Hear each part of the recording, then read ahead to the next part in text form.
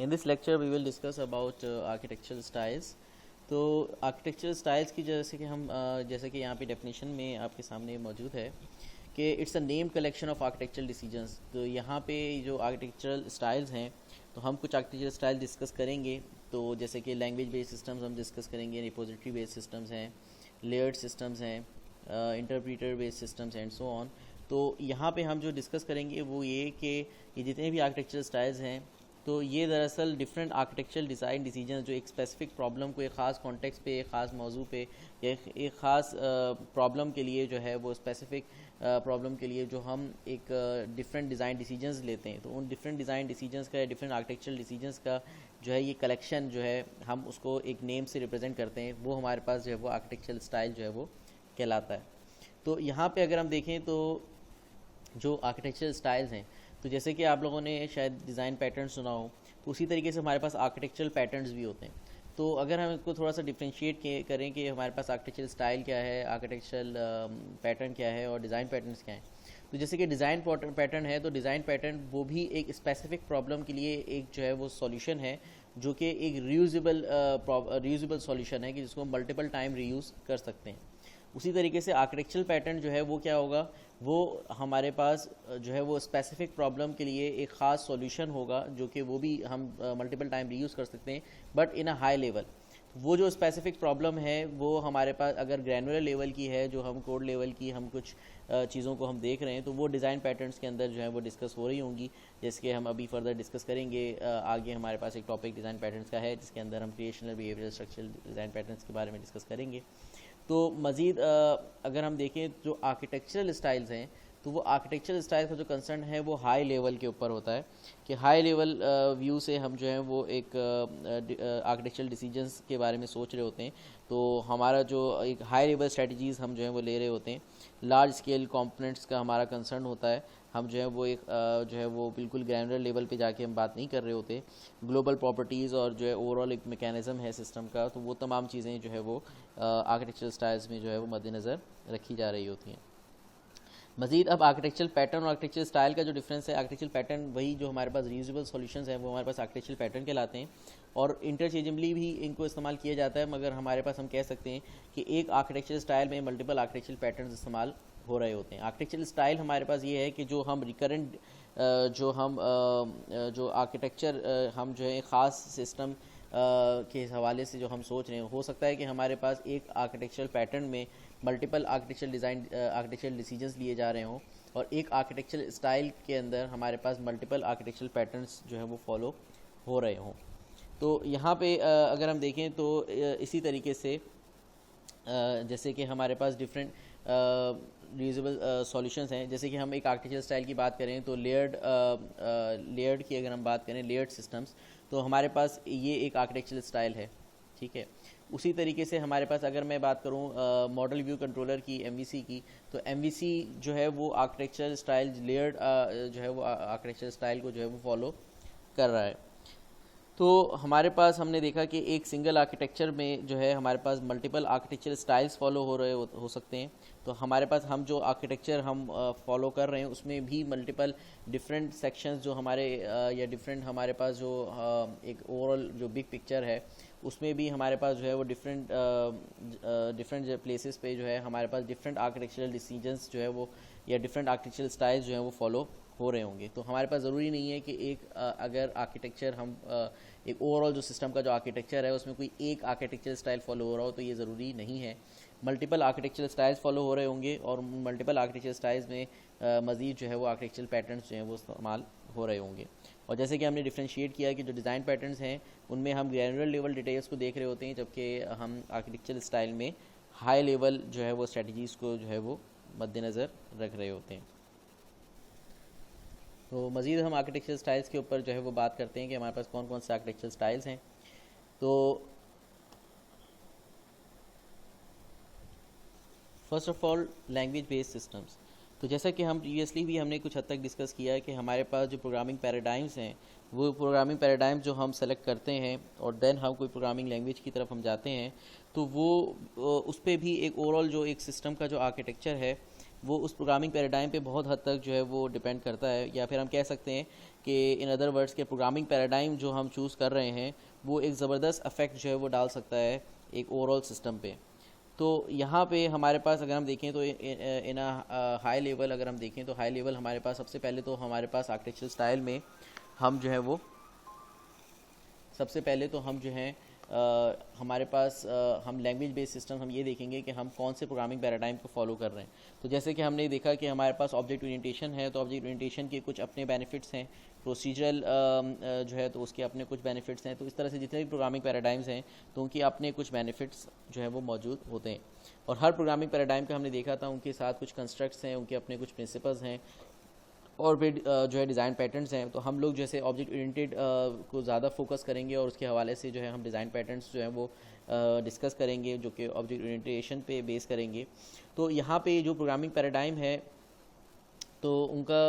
जो जितने भी उनकी जो जैसे हमने देखा कि उनके अंदर जो जितने भी सेट ऑफ कंस्ट्रक्ट्स हैं, प्रिंसिपल्स हैं, डिज़ाइन पैटर्न्स हैं, तो ये इन तमाम चीज़ों को जो हम इस्तेमाल करते हैं तो इन्हीं से जो है वो सिस्टम एक वजूद में आता है। तो हमें जो है वो उनके हिसाब से ही प्रोग्रामिंग पैराडाइम हमें चूज़ करना है कि हमारी जो ओवरऑल एक बिग पिक्चर में हमें जो है वो क्या चीज़ हमें चाहिए, तो उसके हिसाब से हम सबसे पहले तो प्रोग्रामिंग पैराडाइम जो चूज़ करेंगे तो वो भी एक एग्जांपल है आर्किटेक्चर स्टाइल की कि हम एक लैंग्वेज बेस्ड सिस्टम हम जो देखें कि कौन सी लैंग्वेज या कौन से प्रोग्रामिंग पैराडाइम को हमें फॉलो करते हुए चलना है। तो जैसे कि अगर हम इन अ नटशेल हम डिस्कस करें तो ऑब्जेक्ट ओरिएंटेशन में हमने देखा कि इसके कुछ जो पिलर्स हैं, जैसे कि उन पिलर्स की वजह से हमें कुछ बेनिफिट्स अचीव हो रहे होते हैं। तो यहाँ पे हमारे पास लेट्स सपोज हमने डिस्कस किया था कि हमारे पास जो एब्स्ट्रैक्शन है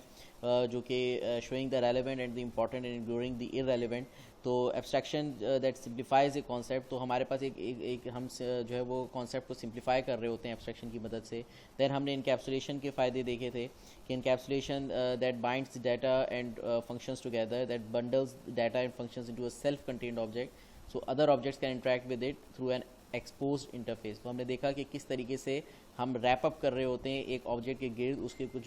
जो डाटा और उसका जो बिहेवियर है, और उसके लिए एक डिफाइंड या एक एक्सपोज इंटरफेस जो है कि थ्रू हम जो है वो जो है उस ऑब्जेक्ट की बातचीत करवा रहे होते हैं। तो हमने इसके अंदर एक्सेस मॉडिफाइड्स के हवाले से भी डिस्कशन किया था।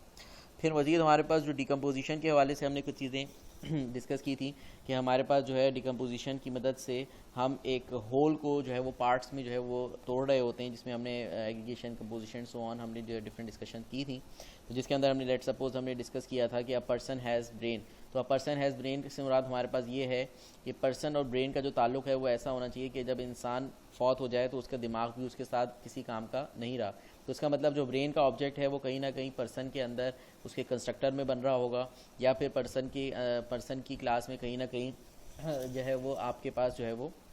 ब्रेन का ऑब्जेक्ट बन रहा होगा। तो जैसे ही पर्सन डिस्ट्रॉय हो जाएगा तो ज़ाहिर है उसका ब्रेन भी जो है वो साथ में डिस्ट्रॉय हो जाएगा।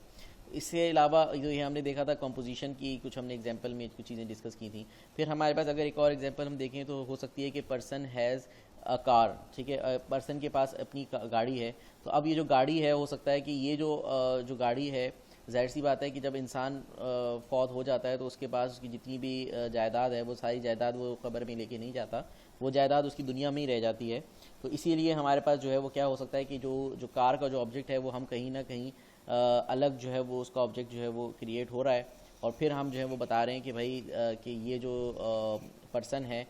This person has a this car, मगर जब वो पर्सन का ऑब्जेक्ट ख़त्म हो जाएगा तो कार बाकी रहेगी, और वो कार जो है हम किसी और को भी असाइन कर सकते हैं कि वो किसी और ऑब्जेक्ट के लिए वो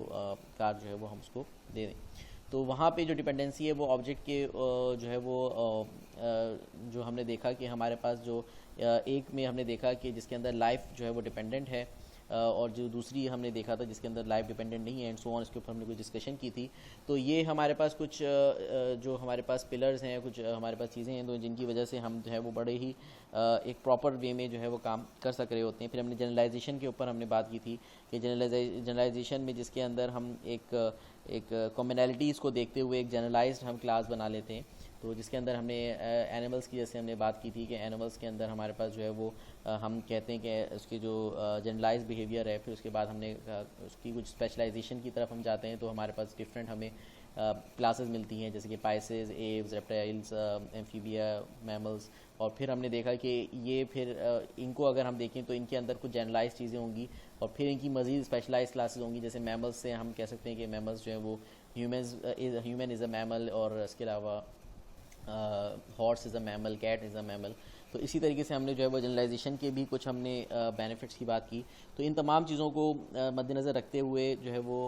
हम जो है वो लैंग्वेज बेस्ड सिस्टम्स की तरफ जो है वो जाएँ। तो उसके अलावा हमने अगर हम देखें तो डिज़ाइन पैटर्न्स के हवाले से जो हम आगे चल के डिस्कस करेंगे, तो डिज़ाइन पैटर्न्स जैसे जो कि हम कह सकते हैं कि it's a reusable solution to a recurring problem in a large OOP system, के एक लार्ज ऊप सिस्टम में जो रिकरिंग प्रॉब्लम्स हैं जो बार बार पेश आती हैं, तो उनके लिए जो है वो हमारे पास कुछ एक्सपीरियंस जो डिज़ाइनर्स हैं, डेवलपर्स हैं, वो कुछ जो है वो सॉल्यूशन बना के चले गए हैं, और वो जो सॉल्यूशन है वो वैलिडेटेड सॉल्यूशन है। तो आर्किटेक्चर स्टाइल्स, एक तो जब हम आर्किटेक्चर स्टाइल की भी बात करते हैं तो यहाँ पे हमारे पास कुछ ऐसे सॉल्यूशंस हैं या कुछ ऐसी जो है हमारे पास named collection of architectural decisions हैं कि जो कि प्रूवन टेक्निक्स हैं। तो ये इनसे इनका एक फ़ायदा ये है कि हमें जो है वो उनको बाद में वैलिडेट करने में आसानी होती है कि ज़ाहिर है कि जो हम चीज़ हम इस्तेमाल कर रहे हैं हमें पता है कि हर आर्किटेक्चर स्टाइल का क्या क्या बेनिफिट है। उसी तरीके से हम जो है मज़ीद जो है वो अगर हम लैंग्वेज बेस्ड सिस्टम अगर हम चूज़ कर रहे हैं, लेट्स सपोज ऑब्जेक्ट ओरिएंटेशन, तो हमें उसके एक तो हमें बेनिफिट्स मालूम है कि उनके पिलर्स के वाले से हमें मालूम है, मज़ीद उससे रिलेटेड जो डिज़ाइन पैटर्न्स हैं उनके बारे में भी हमें मालूम है कि उन डिज़ाइन पैटर्न से हमें जो है वो क्या स्पेसिफिक प्रॉब्लम में क्या स्पेसिफिक सॉल्यूशन जो है हमें अवेलेबल है। तो जैसे कि हम आगे चल के डिस्कस करेंगे creational patterns that concerns with object creation, या फिर हम स्ट्रक्चरल पैटर्न्स की बात करेंगे that concerns with the composition of classes and objects, या फिर हम कह सकते हैं कि that describe the relationship between objects and interaction between classes and सब क्लासेस। तो या फिर हमारे पास जो बिहेवियरल पैटर्न है that focuses on how object perform work individually और as a group to accomplish something. तो यहाँ पे हम कुछ बिहेवियरल पैटर्न के ऊपर बात करेंगे कि किस तरीके से जो है वो ऑब्जेक्ट्स जो हैं वो अकेले या फिर डिफरेंट ऑब्जेक्ट्स मिल के जो है वो एक कोई ख़ास काम परफॉर्म कर रहे हैं, तो उनका बिहेवियर क्या बिहेवियर शो कर रहे हैं, ठीक है। या फिर स्ट्रक्चरल पैटर्न में जैसे हमने डिस्कस किया कि किस तरीके से जो डिफरेंट क्लासेस हैं या सब क्लासेस हैं वो किस तरीके से आपस में बातचीत करेंगी, इंटरेक्शन करेंगी, उनका इंटरफेस क्या होगा, किस इंटरफेस के थ्रू आपस में बातचीत कर सकेंगी। तो वो तमाम चीज़ें हम जैसे डिस्कस करेंगे। तो ये सारी चीज़ें हमारे पास अगर हम देखें तो ऑब्जेक्ट ओरिएंटेड जो हमारे पास आर्किटेक्चर स्टाइल है वो हमें जो है वो ये प्रोवाइड कर रहा है कि हम इन डिज़ाइन पैटर्न्स को इस्तेमाल कर सकेंगे। मज़ीद अगर हम देखें तो हमारे पास एब्स्ट्रैक्ट डेटा टाइप्स का जैसे हम कॉन्सेप्ट हमने एक कॉन्सेप्ट है, तो एब्स्ट्रैक्ट डेटा टाइप हमारे पास ये भी एक आर्किटेक्चरल स्टाइल है। तो एब्स्ट्रैक्ट डेटा टाइप हमारे पास अगर हम देखें तो ज़रूर ये हमारे पास कुछ हद तक हम कह सकते हैं कि जो प्रोसीजर है उसके अंदर भी एब्स्ट्रैक्ट डेटा टाइप इस्तेमाल हो रही होती है, मगर हमारे पास जो एब्स्ट्रैक्ट डेटा टाइप हम जब बात करते हैं ऑब्जेक्ट ओरिएंटेशन के अंदर तो हमें कुछ बेनिफिट्स ज़्यादा मिलते हैं। जैसे कि हम ऑब्जेक्ट ओरिएंटेशन में हम बात करते हैं तो ऑब्जेक्ट ओरिएंटेड जो डिज़ाइन आर्किटेक्चरल स्टाइल्स हैं तो वो ऑब्जेक्ट्स पे बेस करते हैं, या फिर हम कह सकते हैं इन अदर वर्ड्स के डाटा पे जो है वो बेस कर रहे हैं। तो ये जो डाटा है अगर जब हम कोई भी सिस्टम जो मॉडल कर रहे हैं, ठीक है, तो उसमें हम सबसे पहले हम देखते हैं कि कौन सा डिफरेंट किस्म का हमारे पास डाटा है। उस डाटा को फिर हम मज़ीद जो है वो देखते हैं कि किस तरीके से हमारे पास उस डाटा को वो किस तरीके से सिस्टम में हैंडल होगा, और मज़ीद फिर हम अपने सिस्टम को एब्स्ट्रैक्ट डेटा टाइप्स में तोड़ देते हैं। एब्स्ट्रैक्ट डेटा टाइप्स हमारे पास क्या है? एब्स्ट्रैक्ट डेटा टाइप्स हमारे पास दरअसल जैसे कि हमारे पास कोई भी बिहेवियर हमें दिख रहा है, हमें ये नहीं मालूम कि कोई जो लेट सपोज हम कोई फंक्शन इस्तेमाल कर रहे हैं, लेट सपोज मैं जो हूँ पीक का फंक्शन इस्तेमाल कर रहा हूँ, मैं जो हूँ क्यू का फंक्शन इस्तेमाल कर रहा हूँ, मैं एन क्यू डी क्यू मैं ये फंक्शन इस्तेमाल कर रहा हूँ, पुश एंड पॉप इस्तेमाल कर रहा हूँ। तो मुझे ये मुझे पुश का पता है कि पुश क्या काम करेगा, मुझे पता है पॉप क्या काम करेगा, मुझे ये नहीं पता कि उसके बिहाइंड द सीन मतलब उसके जो पीछे जो इम्प्लीमेंटेशन है वो इम्प्लीमेंटेशन क्या हुई है। तो इसी तरीके से एब्स्ट्रैक्ट डेटा टाइप्स हमें हेल्प करती हैं कि हमारे पास हम अपने जो भी हमारे पास लेट्स सपोज सिस्टम है उसको हम एब्स्ट्रैक्ट डेटा टाइप्स में तोड़ दें, जिसके अंदर हमारे पास जो इम्प्लीमेंटेशन है उसको हम हाइड रख लें और एक इंटरफेस हम प्रोवाइड कर दें, ठीक है। तो एब्स्ट्रैक्ट डेटा टाइप हमारे पास क्या है कि इसको हम रिप्रेजेंट कर सकते हैं किसी भी क्लास से, जैसे हमारे पास स्टैक की क्लास है, क्यू की क्लास है, तो हम किसी भी क्लास से इसको रिप्रेजेंट कर सकते हैं, ठीक है, जिसके अंदर हम डिफरेंट डेटा एट्रीब्यूट्स जो भी एक मीनिंगफुल वे में जो है तमाम डेटा एट्रीब्यूट्स को हम ऑर्गेनाइज करेंगे, ताकि जो जितने भी रिलेटेड एट्रीब्यूट्स हैं उनको आराम से जो है वो ग्रुप किया जा सके विद एसोसिएटेड मेथड्स। तो तमाम रिलेटेड एट्रीब्यूट्स और एसोसिएटेड मेथड्स को हम ग्रुप करेंगे। तो यहाँ पे अगर हम देखें तो इनकैप्सुलेशन हम कह सकते हैं कि हम यहाँ पे इनकैप्सुलेशन कर रहे होंगे और एक रिस्ट्रिक्टेड एक्सेस जो है वो प्रोवाइड कर रहे होंगे टू द डाटा और the implementation of that website data type. तो यहाँ पे हमारे पास अगर हम देखें तो ये ओवरऑल जो है वो वेबसाइट डाटा टाइप जो है वो एक बेनिफिशियल चीज़ है। कुछ हद तक हमने देखा कि वो वेबसाइट डाटा टाइप तो जो जैसे कि हमारे पास प्रोसीजर में भी हो रही होती है, मगर यहाँ पे हमें जो फ़ायदा मिलता है वो ये है कि हम अपने वेबसाइट डाटा टाइप जो है वो बना सकते हैं और उसके अंदर जो है वो इनहेरिटेंस का एक फ़ीचर हमें यहाँ पे एक्स्ट्रा मिलता है कि हम जो है वो ऑब्जेक्ट ओरिएंटेशन में जो है वो इनहेरिटेड वे में जो है वेबसाइट डाटा टाइप्स को इस्तेमाल कर सकते हैं। तो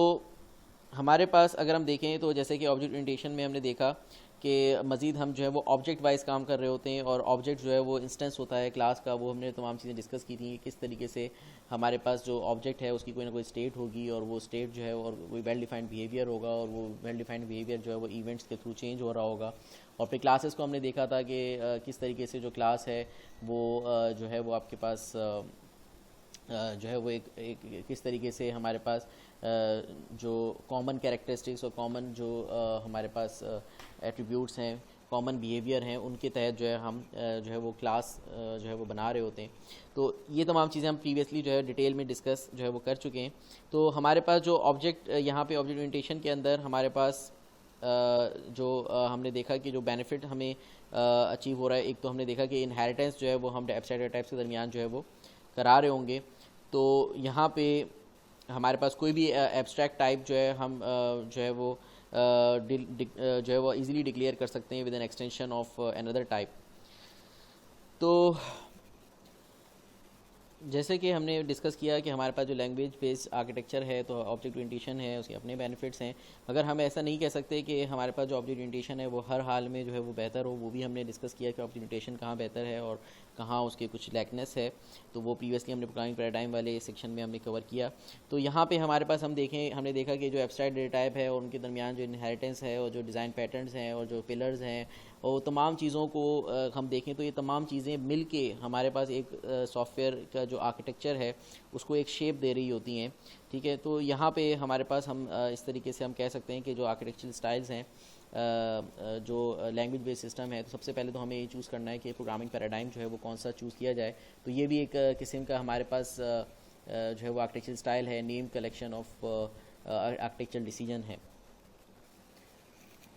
नेक्स्ट हमारे पास है प्रोसीजरल। तो जैसे कि हमारे पास अगर हम एग्जांपल लें, जैसे सी लैंग्वेज है, तो सी लैंग्वेज में हमारे पास जो मेन प्रोग्राम एंड सब रूटीन आर्किटेक्चरल स्टाइल जो है फॉलो हो रहा होता है।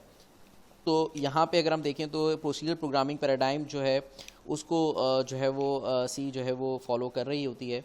तो यहाँ पे हमारे पास अगर हम सी की जैसे एग्जांपल लें तो वहाँ पे हमारे पास जो है हम जो टर्म्स इस्तेमाल करते हैं या प्रोसीजर प्रोग्रामिंग पैराडाइम में जो हम इस्तेमाल करते हैं, रूटीन, प्रोसीजर, फंक्शन, तो ये हमारे पास हम यहाँ पे देखें तो हम इस आर्किटेक्चर स्टाइल में जो मेन पर्पज़ है वो ये है कि हम एक ओवरऑल जो सिस्टम है उसकी फंक्शनैलिटी को किस तरीके से मेन प्रोग्राम में और सब रूटीन्स में तोड़ देते हैं। तो जैसे कि हमारे पास जैसे सी लैंग्वेज है तो वहाँ पे हमारे पास सिंपली एक मेन प्रोग्राम है और वो मेन प्रोग्राम जो है वो मज़ीद जो है वो सब रूटीन से कनेक्टेड है थ्रू द प्रोसीजर कॉल। तो यहाँ पे हमारे पास जो प्रोसीजर कॉल्स हैं हम ये देखें तो उनकी मज़ीद जो है वो नेस्टेड कॉल्स वहाँ पे हमें दिख रही होती हैं कि लेट सपोज़ हमारे पास एक मेन प्रोग्राम है, वो प्रोसीजर कॉल जो है वो कर रहा है सब रूटीन ए को, सब रूटीन बी को, सब रूटीन सी को। मज़ीद जो सब रूटीन बी है वो कॉल कर रहा है सब रूटीन B1 को, सब रूटीन B2 को, और ये जो सब रूटीन सी है वो भी आपको सब रूटीन B2 को कॉल कर रहा है। सब रूटीन ए है वो सब रूटीन A1 को कॉल कर रहा है, हो सकता है कि साथ में कोई दूसरे सब रूटीन B1 को कॉल कर रहा है। तो इस तरीके से अगर हम देखें तो यहाँ पे जो हमारे पास जो स्ट्रक्चर है वो हमें एक फ्लैट स्ट्रक्चर हमें नहीं मिलता, हमें एक हायरार्किकल स्ट्रक्चर हमें यहाँ पे मिल रहा है। तो यहाँ पे कुछ हद तक तो हम इसको जो है वो डायरेक्टेड ग्राफ के थ्रू हम इसको मॉडल कर सकते हैं, मगर यहाँ पे अगर हम देखें जो स्ट्रक्चर है ओवरऑल सब रूटीन्स का, तो वो एक अगर हम देखें तो ये ओवरऑल जो सब रूटीन्स हैं ये तमाम जो है वो मिल के एक ओवरऑल सिस्टम को जो है शक्ल दे रही होती हैं। तो यहाँ पे हम कह सकते हैं कि एक जो बिग कॉल ट्री जो है वो हमारे पास जो है वो हमें दिख रही होती है कि जो कॉलिंग ट्री है, जो प्रोसीजरल कॉल्स हैं, जो मेन प्रोग्राम जो है वो सब रूटीन्स को कॉल कर रहा है और फिर हमें जो है मज़ीद नेस्टेड कॉल्स जो है वो दिख रही हैं। मज़ीद जो है इसमें जैसे कि हमने वहाँ पे जो है वो ऑब्जेक्टिवेशन में हमने क्लास की बात की और इंस्टेंसेस की, हमने ऑब्जेक्ट्स की बात कर रहे थे। तो यहाँ पे जो हमारे पास जो प्रोसीजरल है, यहाँ पे हम जो है वो जो डाटा है वो वेरिएबल्स की सूरत में स्टोर हो रहा होता है। और मज़ीद जैसे हमने एब्स्ट्रैक्ट डाटा टाइप की वहाँ पे बात की थी, तो एब्स्ट्रैक्ट डाटा टाइप हमारे पास प्रोसीजरल प्रोग्रामिंग में सपोर्ट तो की जाती है, मगर वहाँ पे हमारे पास हम जो इनहेरिटेंस है वो एक्सप्लिसिटली जो है वो सपोर्टेड नहीं है कि हम खुद से अगर कोई एब्स्ट्रैक्ट डाटा टाइप बनाना चाह रहे हैं और बना के उसको जो है वो किसी दूसरे की एक्सटेंशन जो है वो हम बनाना चाह रहे हैं, तो वो पॉसिबल नहीं होगा। तो हमारा जो मेन फोकस है प्रोग्रामिंग इस प्रोग्रामिंग पैराडाइम में प्रोसीजरल में, तो वो हमारे पास फंक्शंस के ऊपर है। तो यहाँ पे किस तरीके से हम जो है वो डिफरेंट फंक्शंस में फंक्शन वाइज सोचते हैं, फंक्शन वाइज जो है वो अपनी प्रॉब्लम को ब्रेक करते हैं। तो इस आर्किटेक्चरल स्टाइल में अगर हम देखें तो वो प्रॉब्लम डोमेन जिसके अंदर सिंपली कोई कंप्यूटेशन परफॉर्म होनी है, तो कंप्यूटेशन फोकस सिस्टम्स जो हैं, तो वहाँ पे प्रोसीजर्स जो है प्रोग्रामिंग पैराडाइम जो है वो इस्तेमाल किया जा सकता है। तो यहाँ पे जैसे कि हमारे पास हमने देखा कि हर सब रूटीन, जितनी भी सब रूटीन्स हैं उनके अपने कुछ ना कुछ लोकल वेरिएबल्स होंगे, और हमारे पास ये जो सब रूटीन है अगर उसको अपने स्कोप से बाहर कहीं पे जो है वो डाटा को एक्सेस करना है, तो उसके लिए हमारे पास तो यहाँ पे लेट सपोज हमारे पास जो सब रूटीन है अपने लोकल वेरिएबल्स को तो इस्तेमाल कर सकती है, मगर जैसे ही उसको बाहर के स्कोप में अगर जो है वो किसी और की कोई चीज़ एक्सेस करनी है, तो वो वहाँ पे हमने देखा कि जो सब रूटीन्स हैं उनमें हम जो है वो कोई ना कोई पैरामीटर्स पास कर रहे होंगे, आइदर बाय वैल्यू और बाय रेफरेंस, और जो डाटा है वो जो है वो पास आउट होगा with the help of return value. तो यहाँ पे हमने देखा कि पैरामीटर्स के थ्रू जो है वो इनपुट जा रहा है आइदर बाय वैल्यू और बाय रेफरेंस, और फिर जो आउटपुट है वो रिटर्न वैल्यू के थ्रू हमें मिल रहा है। तो इस प्रोग्रामिंग पैराडाइम इसके अंदर इसको हम जो है वो एक प्रिंसिपल भी कह सकते हैं कि जो प्रोग्रामिंग पैराडाइम है एक प्रिंसिपल फॉलो करता है, which is 1 entry and 1 exit पर सब रूटीन। तो यहाँ पे अगर हम देखें तो ये एक इसकी जो 1 एंट्री 1 एग्जिट पर सब रूटीन है, ये एक बेस्ट प्रैक्टिस है जो ये प्रोग्रामिंग पैराडाइम जो है वो फॉलो कर रहा है। तो यहाँ पे मज़ीद अगर हम इसके जैसे कि हम एडवांटेजेस की हमने देखा बात की, तो हमने एडवांटेजेस में हमने देखा कि जो है कंप्यूटेशंस जहाँ पे कंप्यूटेशन फोकस सिस्टम्स होंगे तो वहाँ पे हम इसको इस्तेमाल कर सकते हैं। मगर इसके कुछ हमारे पास डिसएडवांटेजेस की अगर हम देखें तो डिसएडवांटेजेस भी कई सारे हैं, कि जैसे कि हमने देखा कि जो सब रूटीन्स हैं कि सब रूटीन्स जो है वो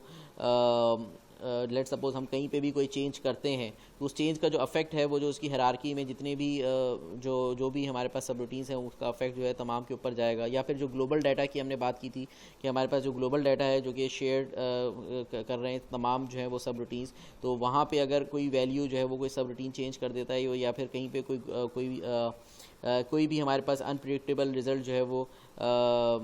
है वो लेट सपोज कोई भी अगर डाटा चेंज की वजह से अगर हम देखें तो तमाम जितने भी फंक्शंस हैं उन सबको जो है एक अनप्रिडिक्टेबल और जो है वो एक गलत रिज़ल्ट जो है वो मिलेगा। और वहाँ पे हमारे पास जो एरर हैंडलिंग की भी अगर हम बात करें तो वहाँ पे अगर कोई एक रॉन्ग इनपुट आ जाता है या कहीं पे कोई एरर होता है, तो उस एरर हैंडलिंग में भी हमें जो है वो काफ़ी ज़्यादा मुश्किल जो है वो पेश आ सकती है। रन टाइम एरर्स जो है वो हमारे पास काफ़ी ज़्यादा जो है वो इस में आ सकते हैं अगर हमारे पास जो है वो इसकी कॉम्प्लेक्सिटी जो है वो ज़्यादा बढ़ा दी जाए। अदरवाइज़ अगर देखा जाए तो यहाँ पे हमारे पास जो है वो सिंपली हमारे पास ये डिफरेंट ब्लैक बॉक्सेस की तरह है कि हमारे पास डिफरेंट सब रूटीन्स हैं और उनमें इनपुट आता है और इस इनपुट का जो है वो कोई ना कोई आउटपुट जो है वो जनरेट करके ये फंक्शंस जो है वो रिटर्न कर देते हैं। तो हमारे पास जैसे कि हमने देखा कि हमारे पास कोई ना कोई इस तरह के जो भी सिस्टम्स हैं जो कि जिनके अंदर हमें सिंपली कंप्यूटेशन फोकस सिस्टम्स हैं, तो वहाँ पे तो हम इसको इस्तेमाल कर सकते हैं। अदरवाइज़ हमें जहाँ पे जो है वो एक कमर्शियल सिस्टम पे अगर हम काम करना है, जहाँ पे हमें बहुत सारे फीचर्स के ऊपर हमें काम करना है जो कि रियल वर्ल्ड की प्रॉब्लम्स को सॉल्व करना है, तो वहाँ पे जहाँ पे हमें डिफरेंट एब्स्ट्रैक्ट डेटा टाइप्स को हमें मॉडल करना है अपने सॉल्यूशन को ईजियर बनाने के लिए, बेहतर बनाने के लिए, तो जहाँ पे हम इनहेरिटेंस जो है वो एब्स्ट्रैक्ट डेटा टाइप के दरमियान इस्तेमाल कर सकें, रीयूजेबिलिटी का फैक्टर हो, सिक्योरिटी का फैक्टर हो, फ्लेक्सिबिलिटी हो, तो वहाँ पे फिर हम ऑब्जेक्ट ओरिएंटेड आर्किटेक्चर स्टाइल जो है की तरफ जो है वो जा सकते हैं। और मज़ीद इसके डिफरेंसेस जो है हमने प्रोग्रामिंग पैराडाइम में जो है वो डिस्कस किए हुए थे।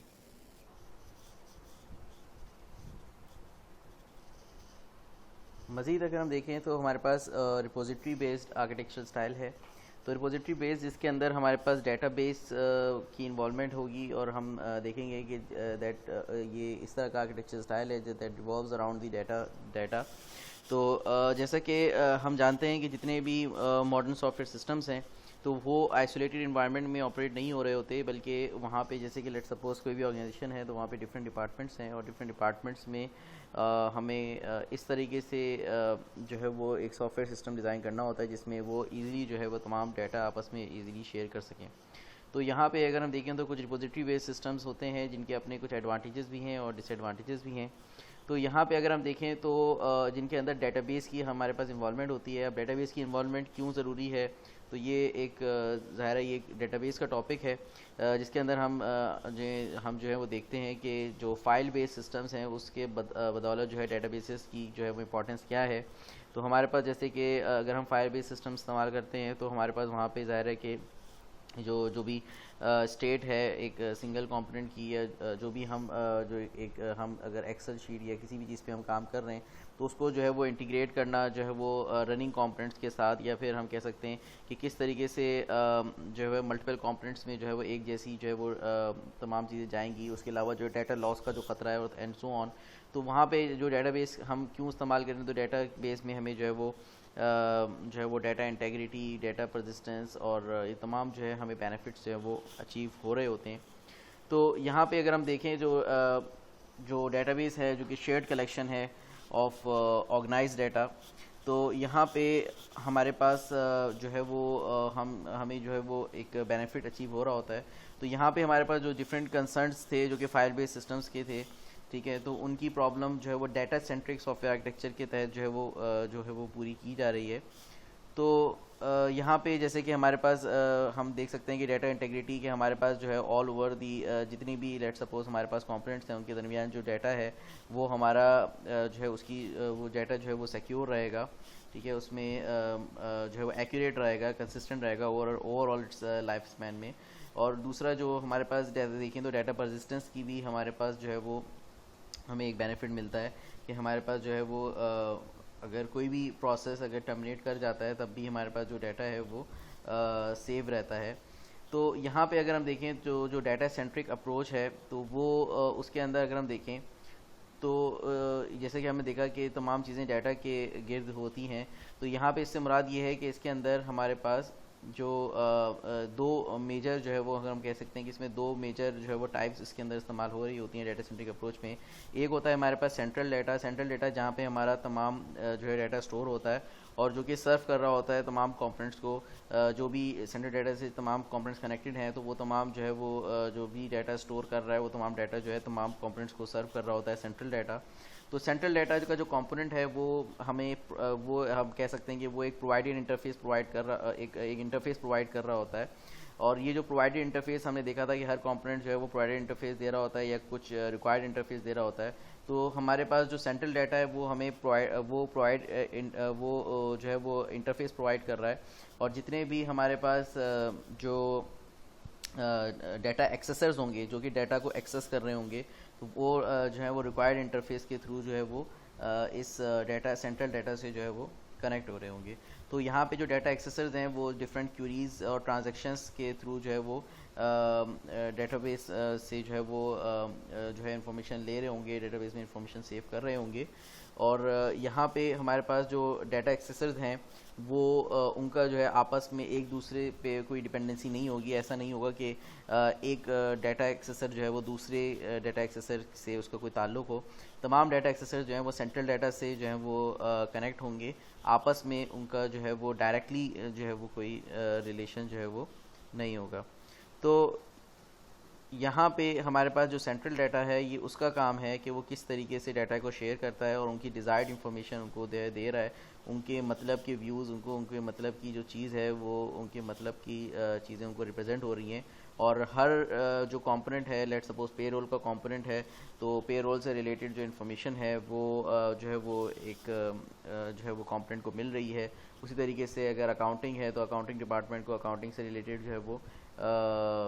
जो डिटेल है वो मिल रही है और उसकी डिज़ायर्ड इन्फॉर्मेशन उनको मिल रही है। तो यहाँ पे हमारे पास दो चीज़ें जो इस्तेमाल हो रही हैं वो है सेंट्रल डाटा और डाटा एक्सेसर्स। तो ये इसमें इस्तेमाल हो रहे होते हैं। अब ये जो हमारे पास डाटा सेंट्रिक अप्रोच है, इसमें अगर हम देखें तो जैसे कि रिलेशनल डाटाबेस का अगर इस्तेमाल हो रहा है तो वहाँ पे हम स्ट्रक्चर्ड क्यूरी लैंग्वेज के जो एसक्यूएल क्यूरीज़ हैं उनके थ्रू जो है वो हम इंफॉर्मेशन के लिए जो है वो पूछ रहे होंगे या क्यूरी कर रहे होंगे। तो यहाँ पे हमारे पास जो है वो इन तमाम जो भी हमारे पास क्यूरीज़ की ऑप्टिमाइजेशन, मैनेजमेंट और ट्रांजैक्शंस की मैनेजमेंट के लिए हमारे पास इन चीज़ों को ऑटोमेट करने के लिए फिर डेटाबेस मैनेजमेंट सिस्टम्स का जो है वो हम इस्तेमाल कर रहे होते हैं। तो यहाँ पे कि किस तरीके से हम सिंप्लीफाइड वे में जो है वो डेटाबेस को इंटीग्रेट कर सकें। तो यहाँ पे जो डाटा सेंट्रिक आर्किटेक्चरल डिज़ाइन है, तो इसमें जो सेंट्रल डाटा है वो पैसिव है। और यहाँ पे हमारे पास जितने भी हम कह सकते हैं कि जो सेंट्रल डाटा है उसका सिर्फ काम ये है कि वो डाटा को स्टोर कर रहा है और इन्फॉर्मेशन सर्व कर रहा है, और इसका काम जो है वो एक हैवी डाटा प्रोसेसिंग जो है वो इसका काम जो है वो नहीं है। तो यहाँ पे जो डाटा एक्सेसर्स हैं उनके अंदर कोई ना कोई जो है वो बिज़नेस रूल्स जो है वो लिखे होंगे कि जिनके तहत वो कोई ना कोई ख़ास एक्शन, कोई फंक्शन जो है परफॉर्म कर रहे होंगे। तो यहाँ पे हमारे पास जो है वो जो डाटा एक्सेसर्स हैं वो कम्युनिकेट कर रहे होंगे डेटाबेस से through database queries and transactions. तो यहाँ पे जो डाटा एक्सेसर्स हैं वो जैसे कि हमने देखा कि वो आपस में एक दूसरे से डायरेक्टली इंटरेक्ट नहीं करेंगे और वो सिंपली क्यूरी करेंगे डेटाबेस से। और उसके अलावा जो भी न्यू स्टेट है सिस्टम की, ठीक है, वो सेव करेंगे अपने पास यूजिंग ट्रांजैक्शंस। तो यहाँ पे अगर हम देखें तो डाटा सेंट्रिक अप्रोच के हमने कुछ बेनिफिट्स जो है वो जैसे कि हमने डिस्कस किए। तो डाटा सेंट्रिक के बेनिफिट्स में हमारे पास क्या है कि सबसे पहले तो increase support of data integrity, कि हमारे पास जो है डाटा इंटेग्रिटी है, data backup and data restoration का जो है हमारे पास जो है वो ऑप्शन मौजूद है। वो एक अलग बात है कि डाटा जो बैकअप है, डाटा रिस्टोरेशन है, उसका एक हमें ये एक एक्सपेंसिव सॉल्यूशन जो है वो हमारे पास हो सकता है। तो ये हमारे पास एक फिनोमेना है। दूसरा हमारे पास अगर हम देखें तो reduced overhead for the data transfer between data accessor, तो ये हमारे पास एक बेनिफिट है। तो जैसे कि हमने देखा कि डाटा एक्सेसर्स हैं तो उनको आपस में बात करने की ज़रूरत नहीं है, सिंपली डाटाबेस जो है वो जो सिंगल डाटाबेस है वो तमाम डाटा एक्सेसर से जो है वो बात कर रहा है, कम्युनिकेट की जा रही हैं तमाम चीज़ें। तो यहाँ पे हमारे पास अगर हम देखें तो एक सिस्टम को ईज़िली जो है वो स्केल अप किया जा सकता है यूजिंग डाटा सेंट्रिक अप्रोच। तो जो भी हमारे पास डाटा एक्सेसर्स हैं अगर हम देखें तो वो फंक्शनली इंडिपेंडेंट हैं, उनको अपना जो भी उनको जिस तरह का डाटा चाहिए उनको डिज़ायर्ड जो है वो डाटा उनको मिल रहा है। और दूसरा ये कि यहाँ पे अगर हम देखें तो जो भी सेंट्रल डाटा है, ठीक है, वो हमारे पास अगर हम देखें तो वो एक सेपरेट सर्वर मशीन पे जो है वो लाया कर रहा है। तो यहाँ पे हमारे पास उसके लिए हम कोई डेडिकेटेड स्टोरेज हमने डेटाबेस के लिए रखा होगा और फिर हम उसके लिए मज़ीद जो है वो जो बैकअप एंड रिस्टोरेशन के लिए जो है हम कोई इंफ्रास्ट्रक्चर जो है वो तैयार कर सकते हैं। अब यहाँ पे अगर हम देखें तो कुछ हद तक हमारे पास जैसे कि हमने बेनिफिट्स की बात की, मज़ीद यहाँ पे इसके कुछ डिसएडवांटेजेस भी हैं जो कि इन्वॉल्व हैं। जैसे कि हमारे पास अगर जो भी सेंट्रल डाटा है वो हैविली जो भी हमारा जो सिस्टम है वो ओवरऑल जो है हैविली रिलायंट है सेंट्रल डाटा के ऊपर। तो अगर वो सेंट्रल डाटा ही अनअवेलेबल हो जाए, ठीक है, तो यहाँ पे हमारे पास जो है वो काफ़ी जो है वो सिचुएशन जो है वो ख़राब हो सकती हैं। तो जैसा कि हम देखें कि हमारे पास अगर जो है वो जो भी अगर हम देखें लेट्स सपोज हमारे पास अगर कोई डाटा करप्ट हो जाता है तो भी हमारे पास जो है वो एंटायर सिस्टम जो है वो उससे अफेक्ट करेगा। और दूसरा हमारे पास अगर हम देखें तो सेकेंडली हमारे पास मज़ीद जो है कि हमारे पास जो अगर हम देखें कि जो डाटा एक्सेसर्स हैं वो तमाम जो है वो डिपेंडेंट हैं डेटाबेस के ऊपर, ठीक है। जो भी एग्जिस्टिंग डाटा स्कीमा है उसके ऊपर जो भी कि न्यू डाटा एक्सेसर होगा तो वो जो भी बनेगा तो वो एग्जिस्टिंग डाटा स्कीमा को के ऊपर जो है हैवीली रिलायंट होगा। और इसी के तहत अगर हम देखें तो मज़ीद हमारे पास जो है वो जो भी एग्जिस्टिंग डाटा स्कीमा है उसको चेंज करना जो है वो काफ़ी डिफ़िकल्ट होगा, क्योंकि अगर हमारे पास एक लार्ज अमाउंट ऑफ डाटा जो है वो पहले से स्टोर है तो वहाँ पे हमारे पास जो है वो स्कीमा चेंज जो है वो एक बहुत ज़्यादा जो है वो मसले मसाइल पैदा कर सकता है। बाकी एडवांटेजेस के ऊपर हमने बात की कि हमारे पास जो है ये storage, separate the functionality of data accessors, ठीक है, तो वो आपस में इंडिपेंडेंट हैं, और जो डाटा शेयरिंग है तो ये सारे इसके एडवांटेजेस हैं।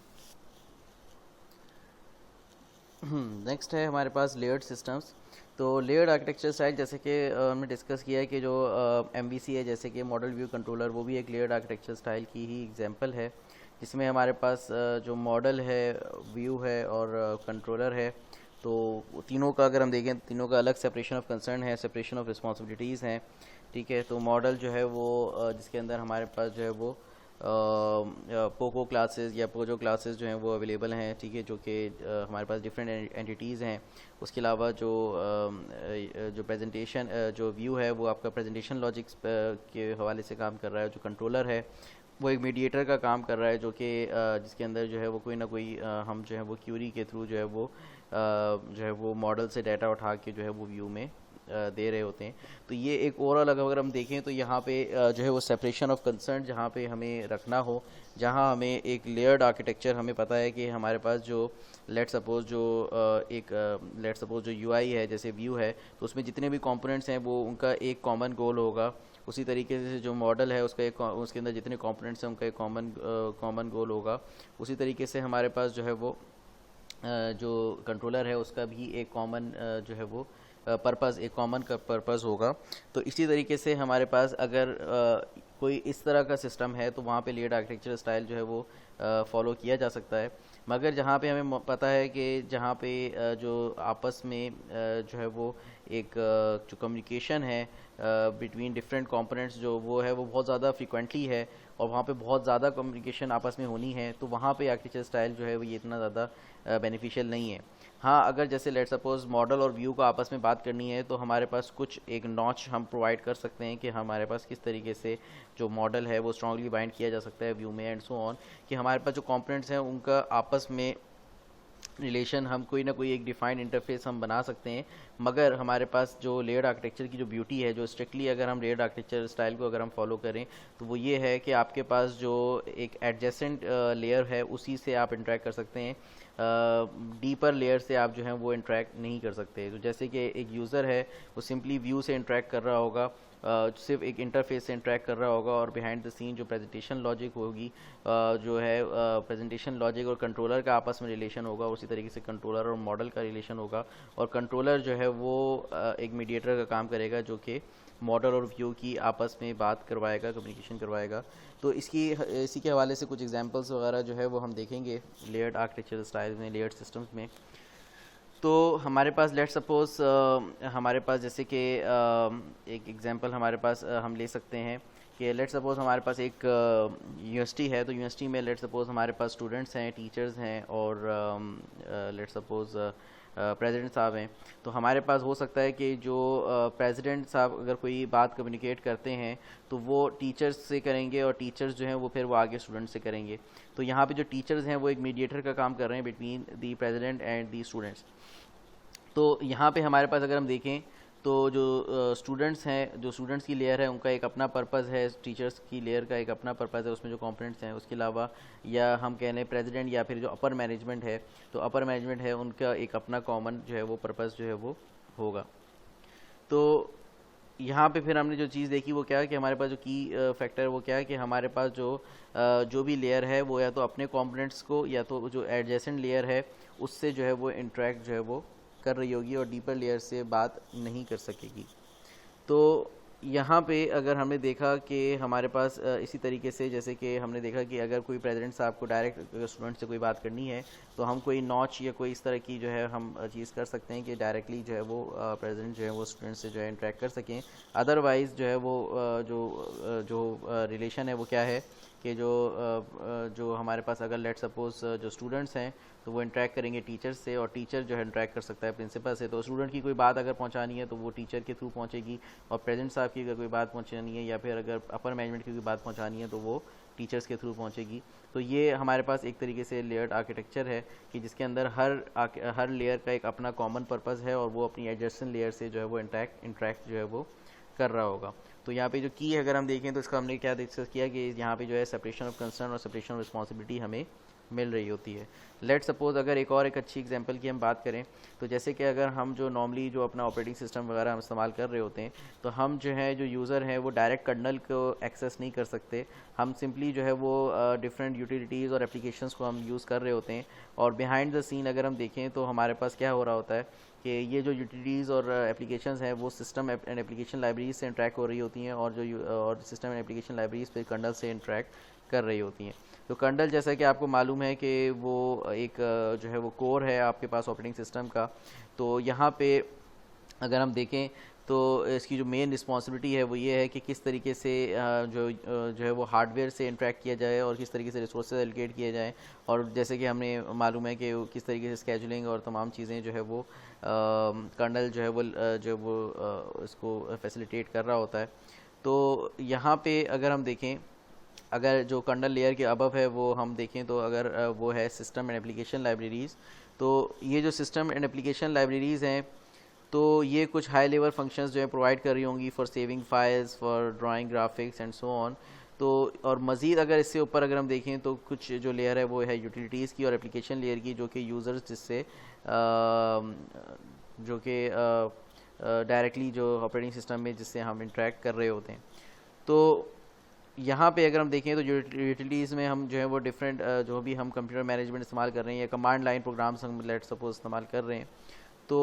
इस तरह की चीज़ें हमारे पास लेट सपोज हम कोई भी एप्लीकेशन इस्तेमाल कर रहे हैं तो हमारा जो रिलेशन है वो हम जो भी काम कर रहे हैं तो हम डायरेक्टली जो है वो कर्नल को एक्सेस नहीं कर रहे। तो यहाँ पे अगर हम देखें तो लेयर्ड आर्किटेक्चर है, सब लेयर्स की जो है वो एक अपनी जो है वो सेपरेशन ऑफ कंसर्न है और सेपरेशन ऑफ रिस्पॉन्सिबिलिटीज़ हैं और बड़े ही एक प्रॉपर वे में जो है तमाम चीज़ें जो है वो हो रही हैं। तो एक आसान अल्फाज में समझने के लिए हम देखें तो जो लेयर्ड आर्किटेक्चर है उसकी जो एग्जांपल है वो बिल्कुल लजाने की तरह है। जैसे लजाने में हमारे पास लेयर बाय लेयर जो है वो तमाम चीज़ें लेयर्ड होती हैं और जो इसी तरीके से अगर हम देखें अगर हमारे पास जो कंपोनेंट्स हैं उनका जो रिलेशनशिप है वो बहुत ज़्यादा एक दूसरे के साथ बहुत ज़्यादा जो है वो हाई कपलिंग है तो वहाँ पे हम जो है वो लेयर्ड सिस्टम अप्लाई नहीं कर सकते। तो वहाँ पे जहाँ पे स्पैगेटी जैसी सूरत हो तो वहाँ पे लेयर्ड सिस्टम जो है वो अप्लाई नहीं होगा। तो यहाँ पे हम लेयर्ड आर्किटेक्चर का अगर हम इस्तेमाल करते हैं तो हमने देखा कि जहाँ पे बहुत ही जो है वो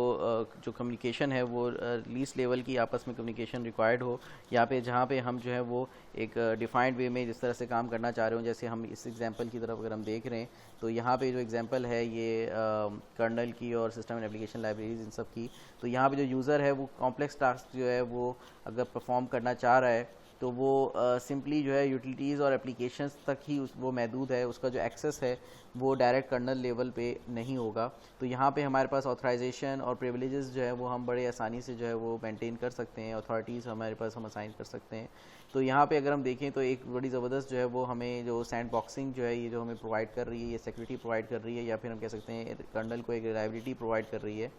तो ये हमारे पास कहलाता है प्रिंसिपल ऑफ लीस्ट नॉलेज भी हमें कहलाता है एक प्रिंसिपल। तो ये प्रिंसिपल ऑफ लीस्ट नॉलेज के प्रिंसिपल को ये लेयर्ड आर्किटेक्चर फॉलो कर रहा है कि हमारे पास जो है वो जितनी नॉलेज जो है वो होनी चाहिए उतनी नॉलेज जो है हमें मिल रही है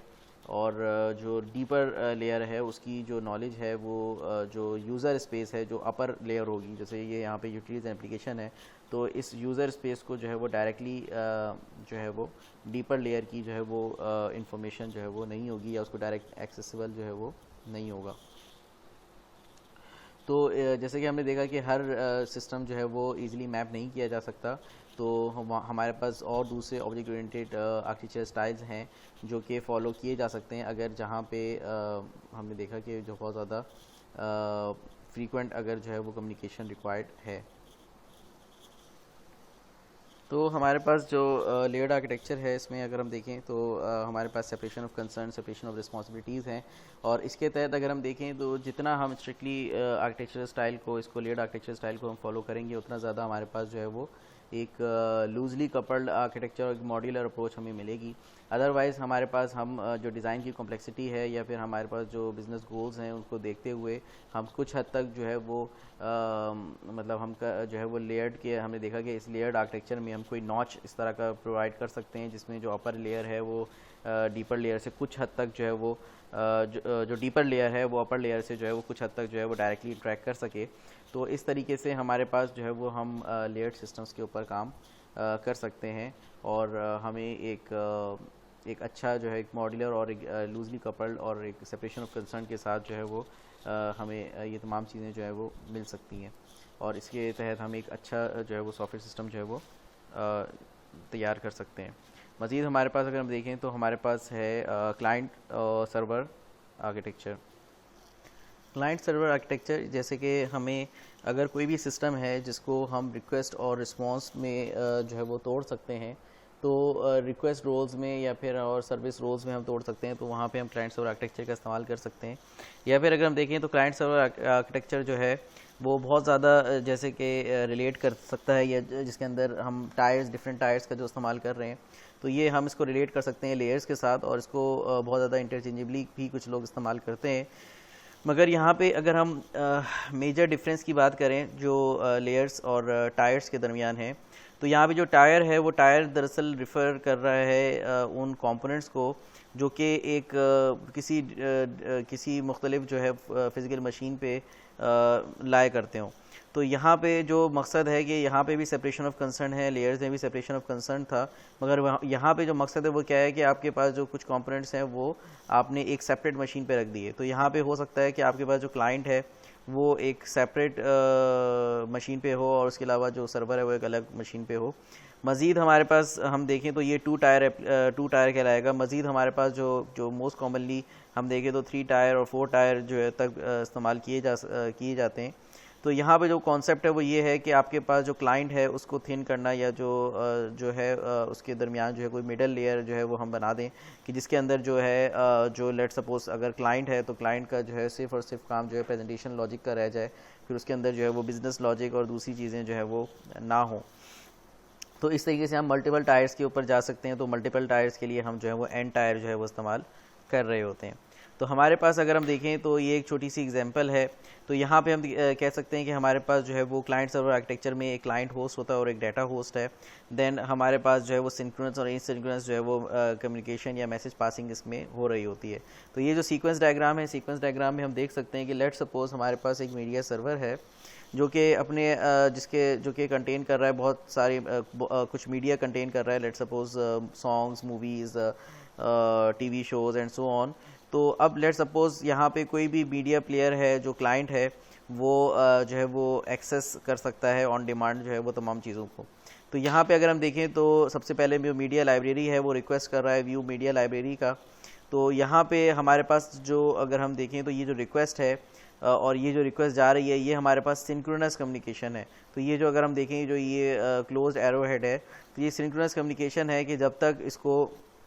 तक इसको कोई आउटपुट नहीं मिलता, ठीक है, ये जो रिक्वेस्ट जब तक फुलफ़िल नहीं होती तो ये हमारे पास जो है वो क्या होगा, ये होल्ड पे रहेगा। तो यहाँ पे हमारे पास जो है ये सिंक्रोनस कम्युनिकेशन है। अदरवाइज़ हमारे पास जो मीडिया सर्वर है वो जो है वो जितने भी क्लाइंट्स हैं उनकी तरफ से जो रिक्वेस्ट आ रही है तो वो जो है वो राइट अवे जो है वो कंट्रोल जो है रिटर्न कर रहा है। तो वो हमारे पास ये जो अगर हम देखें तो जो डैश एरो से जो रिस्पॉन्स जा रहा है और ये जो ओपन एरो है, तो जो ओपन एरो है ये ओपन एरो जो है वो एसिंक्रोनस कम्युनिकेशन को जो है वो शो कर रहा है। तो हमारे पास यहाँ पे अगर हम देखें तो जो क्लाइंट है वो रिक्वेस्ट कर रहा है और जो सर्वर है वो रिस्पॉन्स जो है वो जनरेट कर रहा है। तो हमारे पास जो टायर की हम बात कर रहे हैं तो जो टायर है वो सर्वर भी हो सकता है, क्लाइंट भी हो सकता है, और हमारे पास 2 टायर एप्लीकेशन भी हो सकती है। हमने देखा कि हमारे पास 3 टायर भी हो सकती है, 4 टायर भी हो सकती है।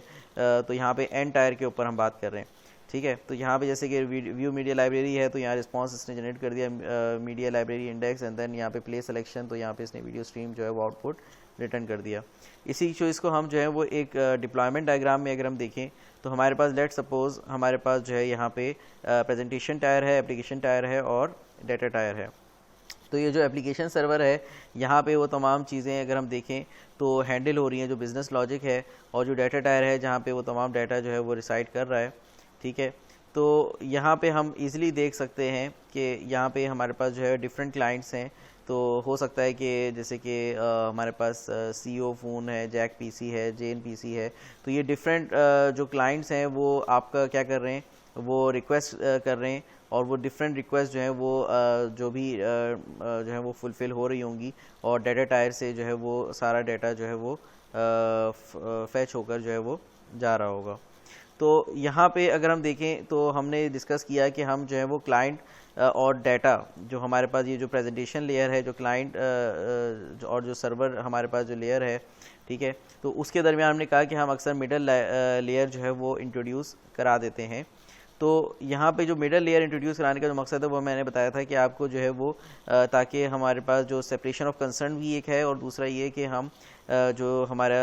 जो हम कह सकते हैं कि जो प्रेजेंटेशन टायर है उसको मज़ीद हम उसका जो रोल है वो मज़ीद जो सेपरेशन ऑफ रिस्पॉन्सिबिलिटी है वो मज़ीद स्पेसिफिक करना, या डाटा टायर है उसकी जो है डिफरेंट सेपरेशन जो कंसर्न्स हैं उनको मज़ीद स्पेसिफिक करना। तो यहाँ पे हमारे पास एक और टर्म्स बोली जाती हैं। एक है फैट क्लाइंट। फैट क्लाइंट ये है कि अगर हमारे पास जो ज़्यादातर फंक्शनैलिटी है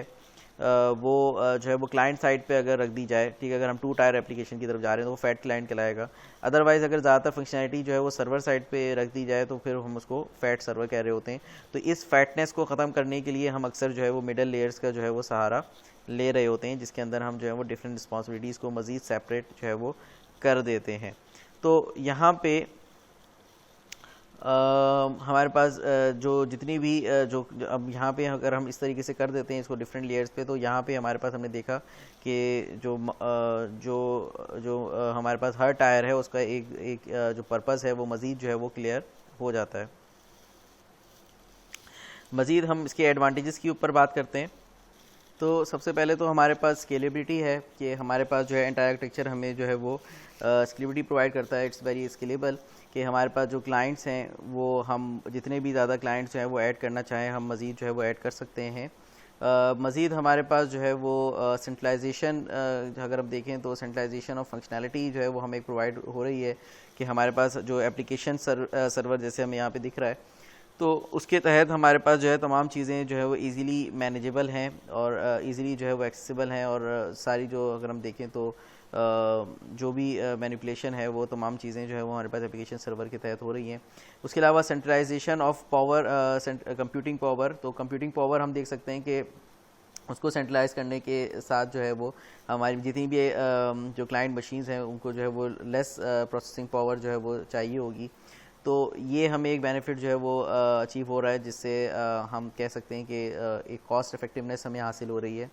देन हमारे पास जो है सेपरेशन ऑफ कंसर्न का जो एक एडवांटेज है कि हमारे पास जैसे हमने अभी डिस्कस किया कि अगर हम मिडल लेयर वगैरह और जितनी लेयर्स हम इंट्रोड्यूस कराएंगे तो उतना ज़्यादा हमें सेपरेशन ऑफ कंसर्न मिलेगा, उतना ज़्यादा हमारे पास एक लूजली कपल्ड आर्किटेक्चर होगा, और उसी तहत हमें जो है वो हम डिफरेंट लेवल्स ऑफ एब्स्ट्रैक्शंस भी हम प्रोवाइड कर रहे होंगे, जिसके अंदर हम हमारे लिए जो है वो चेंजेस करना और जो है वो सॉफ्टवेयर को एक्सटेंड करना जो है वो ज़्यादा आसान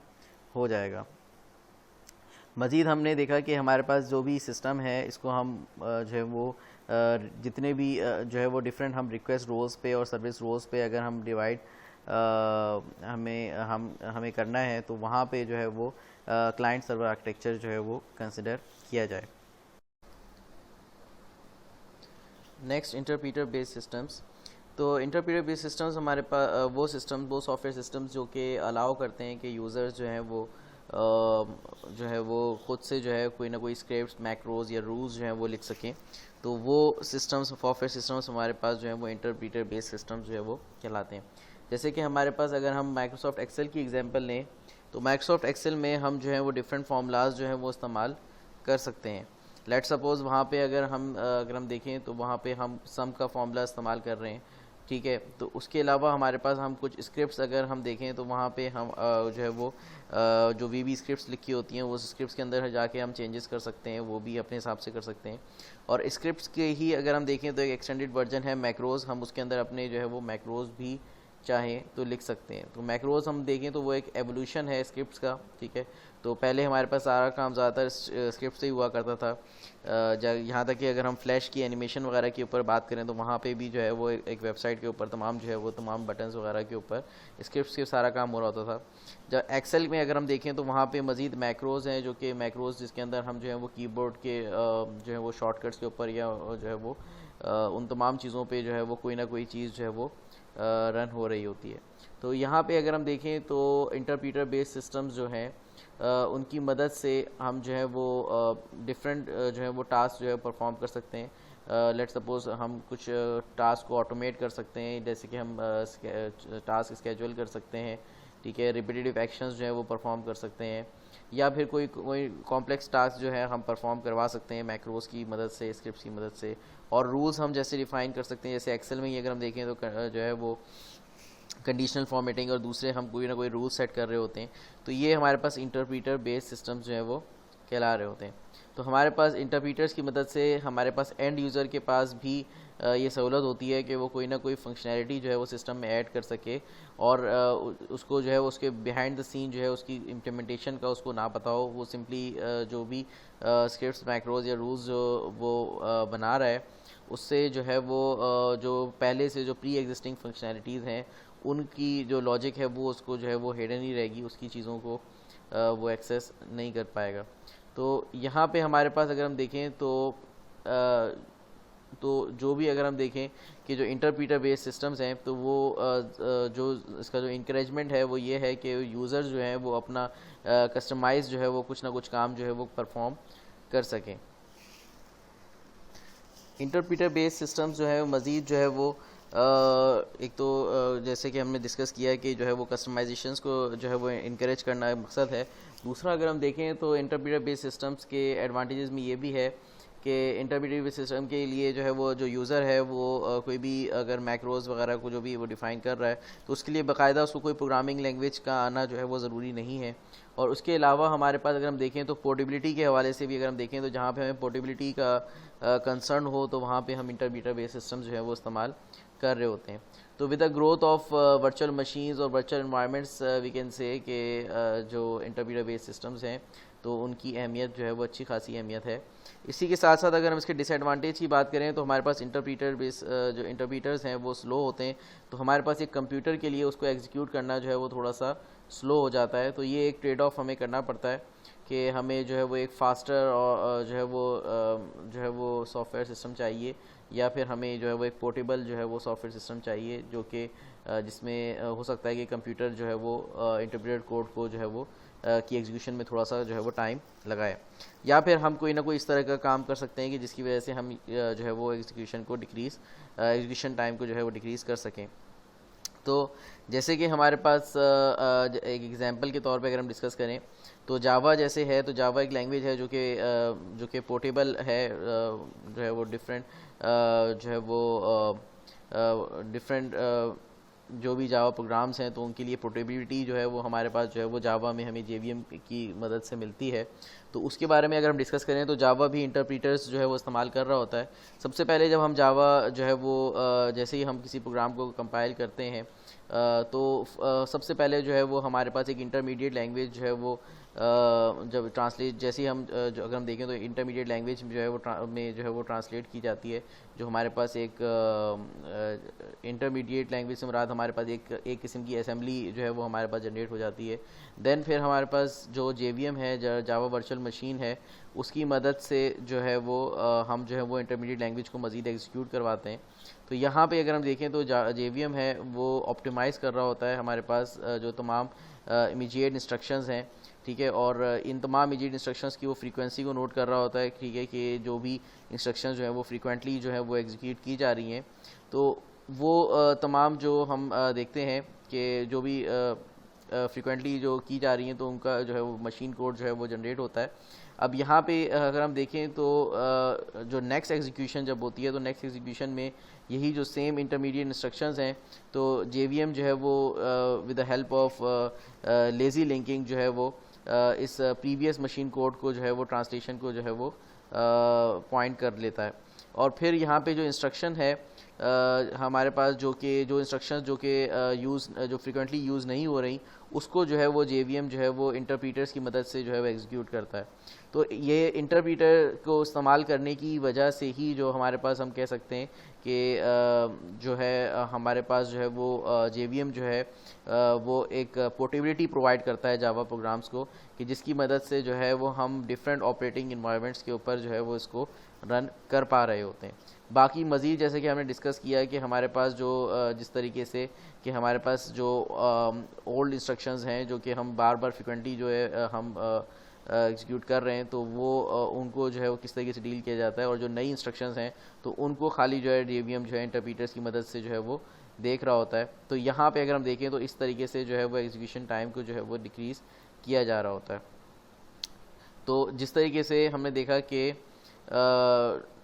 जो भी हमारे पास जो फ्रीक्वेंटली यूज इंस्ट्रक्शंस हैं तो उनको बार बार जो है वो ट्रांसलेट होने की ज़रूरत नहीं होती, तो यहाँ पे पूरा जो प्रोग्राम है वो ट्रांसलेट होने की ज़रूरत नहीं होती, तो सिंपली वो ट्रांसलेट हो रही होती हैं जो कि न्यू इंस्ट्रक्शंस जो है वो होती हैं। तो ये हमारे पास कुछ बेनिफिट्स और हमने डिसएडवांटेजेस और एडवांटेजेस की हमने बात की कि हमारे पास जो है वो यहाँ पे एक थोड़ा सा ट्रेड ऑफ है। मज़ीद हम देखें तो यहाँ पे पोर्टेबिलिटी के साथ साथ हमारे पास जो है ये यहाँ पे अगर हम देखें तो इंटरप्रीटर बेस्ड सिस्टम्स जो हैं अगर हम अप्लाई करते हैं तो फ्लेक्सिबिलिटी भी हम जो है फ्लेक्सिबिलिटी और प्रोग्रामेबिलिटी जो है उसको भी जो है ये इंटरप्रीटर बेस्ड सिस्टम जो है वो फोकस्ड है उसकी तरफ, या फिर उसके हवाले से भी जो है वो बेहतर अप्रोच है। नेक्स्ट है हमारे पास data flow systems. Data flow systems जो डाटा फ्लो आर्किटेक्चर है वो सिस्टम को जो है वो कंसिडर करता है as series of transformation on sets of data. तो यहाँ पे लेट सपोज हमारे पास अगर जो है वो कुछ डाटा सेट्स मौजूद हैं तो उनके ऊपर अगर हमें कुछ मैनिपुलेशंस करनी है तो वहाँ पे हम डाटा फ्लो सिस्टम्स को जो है इस्तेमाल कर सकते हैं। तो जहाँ पे हमारे पास इनपुट में कोई टेक्स्ट स्ट्रीम आ रही हो और हम उसको जो है वो अपने हिसाब से मैनिपुलेट करके जो है वो कोई आउटपुट रिज़ल्ट हम जनरेट करना चाह रहे हो तो वहाँ पर डाटा फ्लो सिस्टम्स जो है इस्तेमाल हो रहे होते हैं। तो यहाँ पे अगर हम देखें तो ये जो डाटा फ्लो सिस्टम्स हैं तो इनमें मज़ीद जो है हमारे पास पाइप एंड फ़िल्टर्स भी आते हैं, बैच सिक्वेंशियल भी आते हैं। तो डाटा फ्लो सिस्टम्स के अंदर अगर हम पाइप एंड फ़िल्टर को डिस्कस करें तो पाइप एंड फ़िल्टर जो आर्किटेक्चर है इसमें हमारे पास जो जैसे कि आपके पास यहाँ पे शो हो रहा होगा कि जो पाइप हमारे पास जो है जो पंप हो रहा है, ये पंप हमारे पास जो है ये जो है कहीं ना कहीं से हमारे पास जो है वो डाटा सोर्स होगी, और फिर वो पाइप के सूरत जो पाइप अगर हम देखें तो पाइप जो है वो एक कम्युनिकेशन का जो ज़रिया जो है हमारे पास जो है वो पाइप्स हैं जिसके थ्रू जो है वो जितने फ़िल्टर्स हैं वो आपस में वो जो है कोई ना कोई इनपुट जो है वो ले रहे होंगे। तो यहाँ पे अगर हम देखें जो पाइप एंड फ़िल्टर है तो बेसिकली यहाँ पे हमारे पास डाटा सोर्स के बाद हमारे पास जो है वो पाइप हैं जिनके थ्रू जो है वो तमाम जो है वो ट्रैवलिंग होगी, ठीक है, जो कि एक कनेक्टर का काम कर रहे हैं, ठीक है। उसी तरह से फ़िल्टर जो है वो फ़िल्टर हमारे पास जो है वो एक एज अ ब्लैक बॉक्स काम करेंगे कि हमारे पास जो है वो इस फ़िल्टर में जैसे ही कोई ना कोई इनपुट आएगा तो ये कोई ना कोई फ़िल्टर में किसी हिसाब से कोई ना कोई ट्रांसफॉर्मेशन, कोई ना कोई मैनिपुलेशन, कोई ना कोई काम हो रहा होगा, और फिर इस फ़िल्टर का जो इनपुट है यहाँ पे इनपुट लेने के बाद ये आउटपुट दे देगा तो वो किसी दूसरे फ़िल्टर का इनपुट बनेगा, और इसी तरीके से जो है वो हमें जो है वो कोई ना कोई रिज़ल्ट जो है वो मिल जाएगा। इसको आसान फहम ज़बान में अगर हम समझने के लिए देखें, लेट सपोज़ हमारे घर में हम जो है वो फ़िल्टर लगाते हैं पानी के लिए, पानी का, तो अगर वहाँ पे अगर हम देखें तो हमारी जो डाटा सोर्स है वो डाटा सोर्स क्या होगी कि हमारे पास जो है वो टंकी से जैसे पानी आ रहा है और वो जो पाइप्स हैं वो उनके थ्रू ट्रैवल करता हुआ हमारे पास जो है वो लेट सपोज़ वो जो है वो फ़िल्टर में जा रहा है। तो फ़िल्टर लेट सपोज़ जो हमने लगाया हुआ है जो पानी को साफ़ करने का प्यूरिफिकेशन उसकी हो रही है, और फिर प्यूरिफिकेशन होने के बाद लेट सपोज़ वो कहीं गीज़र में जा रहा है, गीज़र में जाने के बाद वहाँ से जाके वो चाहे जहाँ पे वो गर्म और ठंडा जो है हो रहा है, और फिर उसके बाद जो है हमें सिंक में मिल रहा है। तो ये आसान लफ्ज़ों में अगर समझें तो इसी तरीके से हमारे पास जो है डाटा फ़्लो करता है। डाटा फ़्लो करने के बाद हम किसी भी तरीके की मैनिपुलेशन जो है वो उसके अंदर कर सकते हैं, जिसके अंदर फ़िल्टर्स हैं जो कि ट्रांसफॉर्मेशंस परफॉर्म करेगा डाटा के ऊपर जो रिसीव कर रहा है डाटा, और पाइप्स जो हैं वो कनेक्टर्स का काम कर रहे होंगे, ठीक है, for the streaming of data being transform, कि जो भी उसकी जो डाटा की जो स्ट्रीम है उसके लिए। देन हमारे पास अगर हम देखें तो इसमें जो समझने वाली बात है वो ये है कि इनका जो आपस में जो अगर हम बॉक्सेस की जो प्लेसमेंट है ये बहुत ज़्यादा इंपॉर्टेंट है कि ये प्लेसमेंट जो है वो किस तरीके से की जा रही है, क्योंकि ये जो ऑर्डर है हमारे पास अगर हम देखें तो जैसे कि हमारे पास मैथमेटिक्स है, तो मैथमेटिक्स में हमारे पास जो है अगर जो प्लस या मल्टीप्लिकेशन जो हम कर रहे हैं, तो अगर वो हम तमाम जो सीक्वेंस है वो अगर हम आगे पीछे कर देंगे तो ज़ाहिर है हमारे रिज़ल्ट पे जो है कोई ना कोई फ़र्क पड़ेगा। तो इसी तरीके से हमारे पास जो फ़िल्टर्स हैं, तो अगर ये फ़िल्टर्स को भी अगर हम आगे पीछे कर देंगे तो जो रिज़ल्ट जो हमें मिलेगा वो जो है वो अगेंस्ट मिल सकता है। तो हमें जो अगर हम देखें तो हमें बहुत केयरफुली जो है वो फ़िल्टर्स जो हैं वो प्लेस करने होते हैं कि किस तरह का जो है एक फ़िल्टर से जो डाटा जो निकलेगा तो वो किस तरीके का डाटा निकलेगा कि वो दूसरे फ़िल्टर का इनपुट बनेगा। तो यहाँ पे इस तरीके से जो है वो तमाम काम चलेगा। मज़ीद अगर हम देखें कि हमारे पास ये जो कंपोनेंट डायग्राम्स की अगर हम देखें तो कंपोनेंट डायग्राम में हमारे पास यहाँ हमें देख सकते हैं कि हमारे पास जो है वो सबसे पहले डाटा सोर्स है जो कि यहाँ से इनपुट आ रहा है, और फिर डाटा टारगेट है जहाँ पे हमें आउटपुट मिल रहा होगा। और यहाँ पे अगर हम देखें तो हर फ़िल्टर जो जितने भी फ़िल्टर्स हैं उनके साथ एक रिक्वायर्ड इंटरफेस है। तो ये जो रिक्वायर्ड इंटरफेस है वो ये बता रहा है कि यहाँ पे जो है वो इनपुट जो है वो यहाँ पे फ़िल्टर ले रहा है, और यहाँ पे एक प्रोवाइडेड इंटरफेस भी मौजूद है कि यहाँ पे जो है फ़िल्टर जो है वो अपना कोई ना कोई आउटपुट जो है वो पेश कर रहा है। और इसी तरीके से हमारे पास जो है वो डाटा सोर्स और फ़िल्टर जो है आपस में कनेक्टेड हैं, और हमारे पास जो फ़िल्टर होंगे वो जो है वो जो लास्ट फ़िल्टर होगा वो जो है वो डाटा टारगेट की तरफ जो है वो आउटपुट जो है वो दे रहा होगा। डाटा टारगेट जो है वो हमारा जो है वो फाइनल आउटपुट होगा। तो इस तरीके से हमारे पास जो है वो फुली जो है वो ट्रांसफॉर्म रिज़ल्ट जो है हमें डाटा टारगेट में मिल जाएगा। तो यहाँ पे अगर हम देखें तो हमारे पास जो पाइप एंड फ़िल्टर है, अच्छा इसकी एक एग्जांपल एक और मौजूद है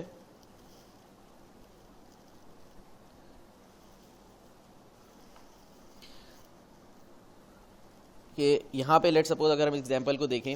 तो हमारे पास जो है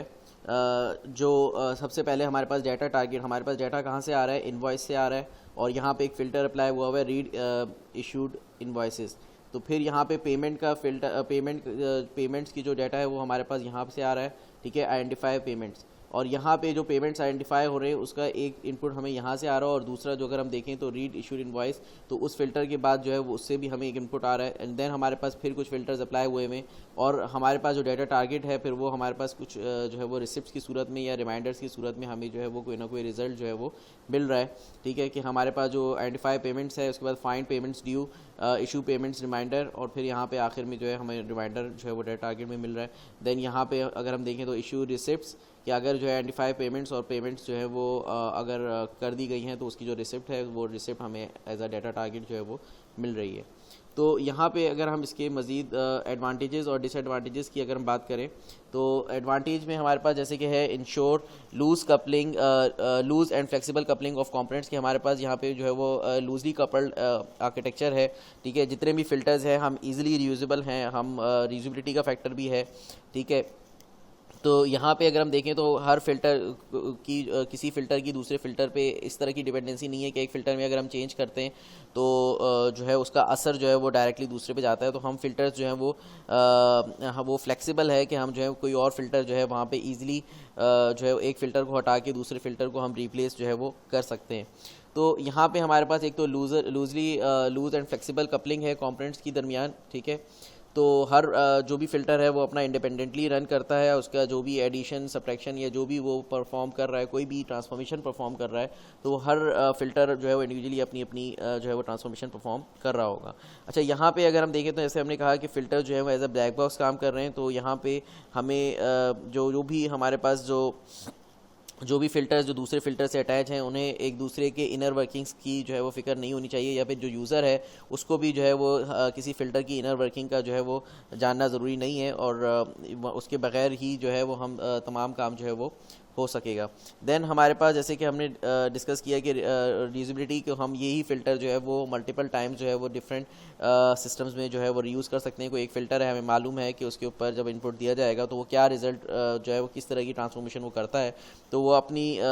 उस फ़िल्टर को फिर हम जो है वो मल्टीपल टाइम्स जो है वो इस्तेमाल कर सकते हैं। डिसएडवांटेज इसका ये है कि यहाँ पे हमारे पास जो परफॉर्मेंस इश्यूज़ जो है वो डाटा फ्लो सिस्टम्स में हमें देखने को मिलते हैं कि अगर कोई एक फ़िल्टर है वो जो है वो हर फ़िल्टर की अगर हम बात करें तो हर फ़िल्टर जो है वो कोई ना कोई इनपुट रिसीव करेगा, फिर उस इनपुट को जो है वो पार्स करेगा किसी न किसी डाटा स्ट्रक्चर में, फिर कोई ट्रांसफॉर्मेशन परफॉर्म करेगा और फिर डाटा जो है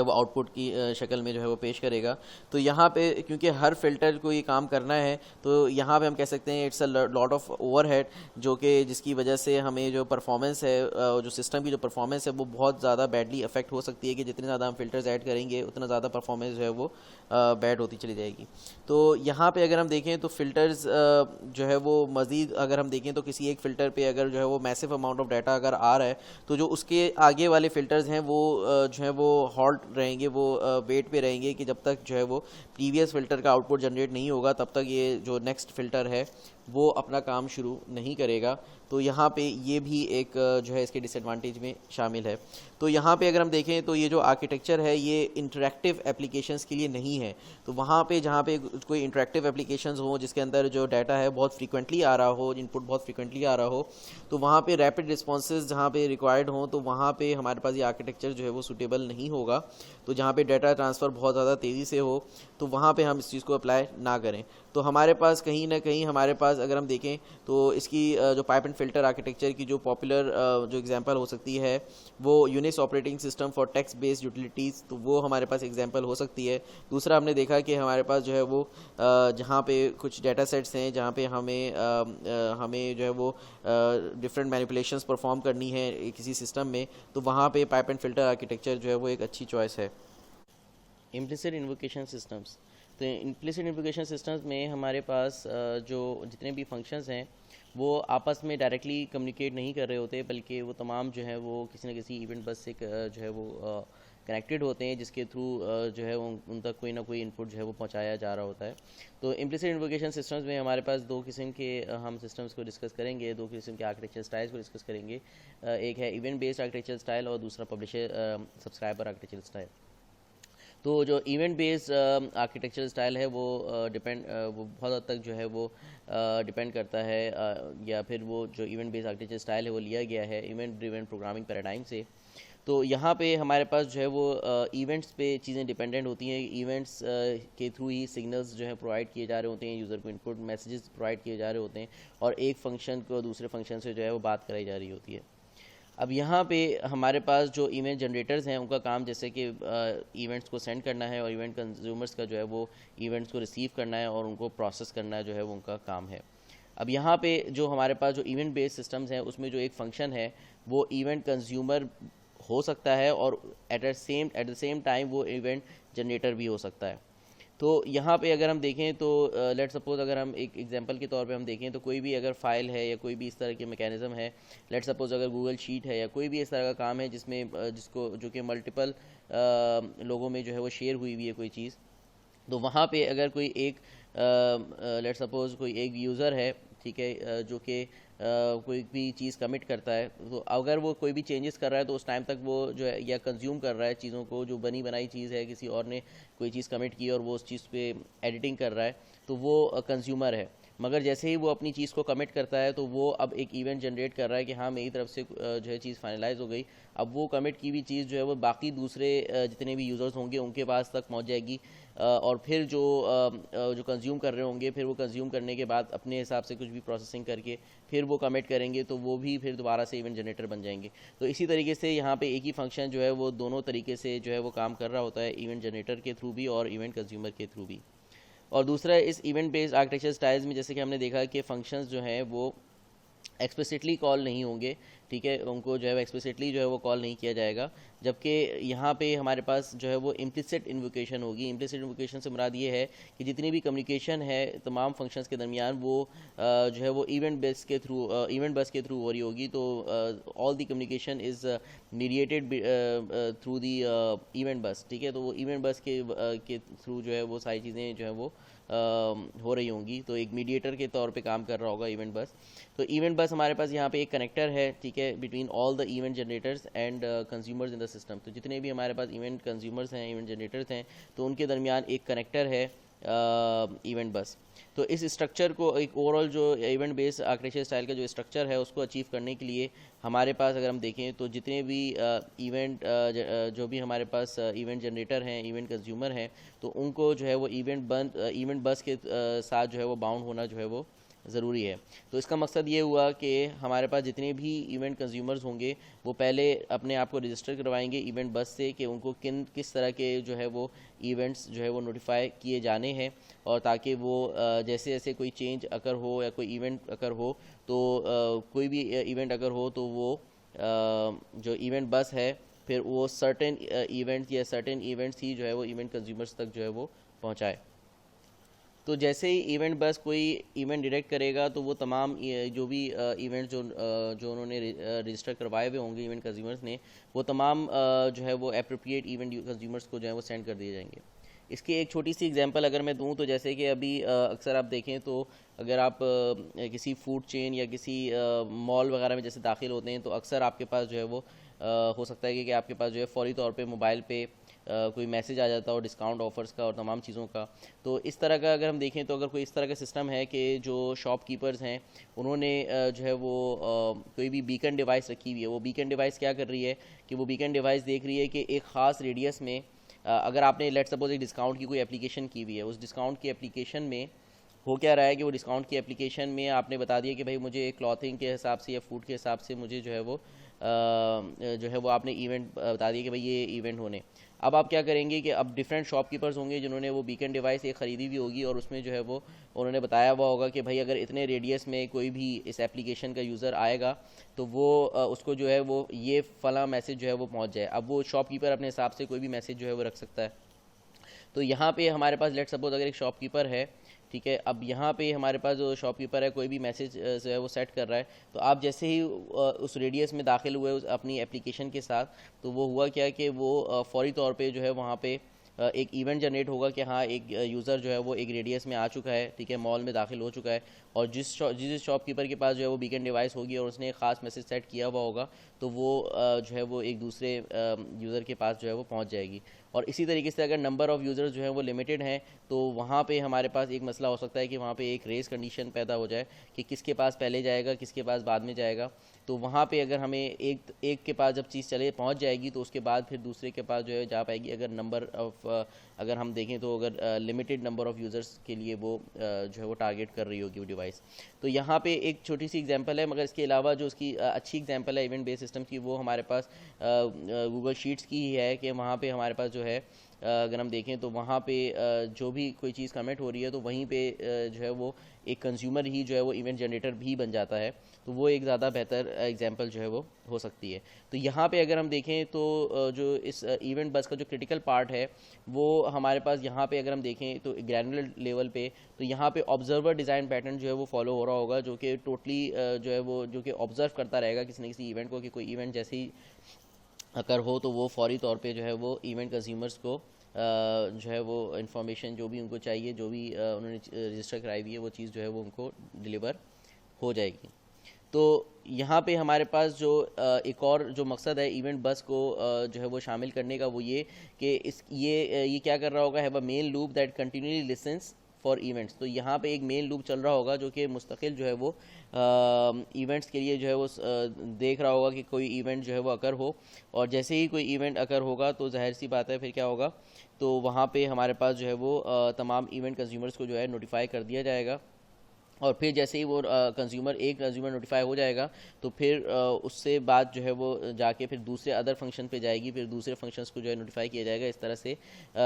जैसे कि एक के पास अगर नोटिफिकेशन चले गई तो वहाँ पे उसका स्टेट चेंज हो जाएगा कि हाँ इसके पास नोटिफिकेशन जा चुकी। तो अब ये जो इवेंट कंज्यूमर था यही इवेंट जनरेटर बन जाएगा, और इसकी जो हुई चेंजेस हैं वो किसी दूसरे के पास जाएंगी, फिर दूसरे की हुई चेंजेस तीसरे के पास जाएंगी, और इसी तरीके से जो है वो हमारे पास ये तमाम चीज़ें चलती रहेंगी। तो यहाँ पे हमारे पास हमने देखा कि जितने भी इवेंट जनरेटर्स हैं, इवेंट कंज्यूमर्स हैं, उनको आपस में एक दूसरे के बारे में मालूमात होना ज़रूरी नहीं है। तमाम चीज़ें जो है वो इवेंट बस जो है वो कंट्रोल कर रहा होगा। अब यहाँ पे अगर हम देखें तो एक चीज़ ये हो सकती है कि जितने भी इवेंट कंज्यूमर्स हैं, ठीक है, तो वो सारे एसिंक्रोनसली जो है वो कॉल हो रहे होंगे। तो यहाँ पे हमारे पास अगर हम देखें तो एक चीज़ यहाँ पे ये हो सकती है कि हमारे पास जैसे कि हमने कहा कि रेस कंडीशंस जो है वो हो सकती हैं कि हमारे पास जो दो इवेंट कंज्यूमर्स हैं वो एक ही टाइम पे जो है वो रन हो रहे हैं और साथ डाटा शेयर कर रहे हैं और सेम चेंजेस कुछ डिफरेंट किस्म की चेंजेस कर रहे हैं। तो वहाँ पे हमारे पास एक मसला जो है वो यहाँ पे आ सकता है। तो इसके लिए भी अगर हम देखें तो एक हल जो निकाला जा सकता है वो ये कि जैसे कि जो रेस कंडीशन हमने देखा कि हमारे पास जो फंक्शंस हैं वो सेंसिटिव हैं टू टाइमिंग, ऑर्डर या फिर जो भी शेयर डाटा है, वो शेयर डाटा जो है दोनों एक साथ जो है इस्तेमाल कर रहे हैं, तो वो डिफरेंट तरीके से अपडेट होके जो है वो दूसरे कंज्यूमर्स को पहुंच सकता है। तो उसके लिए हमारे पास जो है वो सेमाफोर जो है वो इस्तेमाल किए जा सकते हैं। तो सेमाफोर हमारे पास क्या है? सेमाफोर हमारे पास may consist of a variable that toggles between two values available and unavailable. तो ये हमारे पास जैसे कि हमारे पास 0 and 1 की स्टेट जो है वो ऑन एंड ऑफ स्टेट जो है ये बता रहा होगा कि कब जो है वो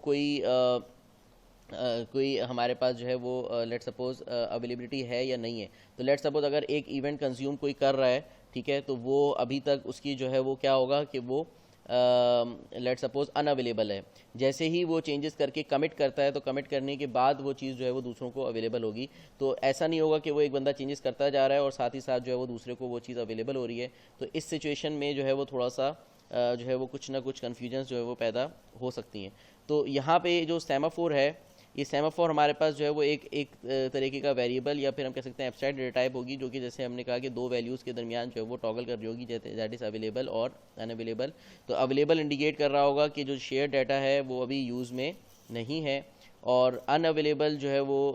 ये बता रहा होगा कि हमारे पास जो शेयर डाटा है वो कोई और फंक्शन जो है वो उसको अभी इस्तेमाल कर रहा है। तो अब अगर लेट सपोज अगर कोई जब तक इस्तेमाल कर रहा है तो दूसरा जो है होल्ड पे रहेगा, ठीक है, और जैसे ही वो अपना काम एक ख़त्म कर चुकेगा तो फिर दूसरा जो है वो उसको यूज़ करे। तो यहाँ पे हमारे पास जो सेमाफोर कंडीशन है, ठीक है, तो यहाँ पे इस सेमाफोर कंडीशन में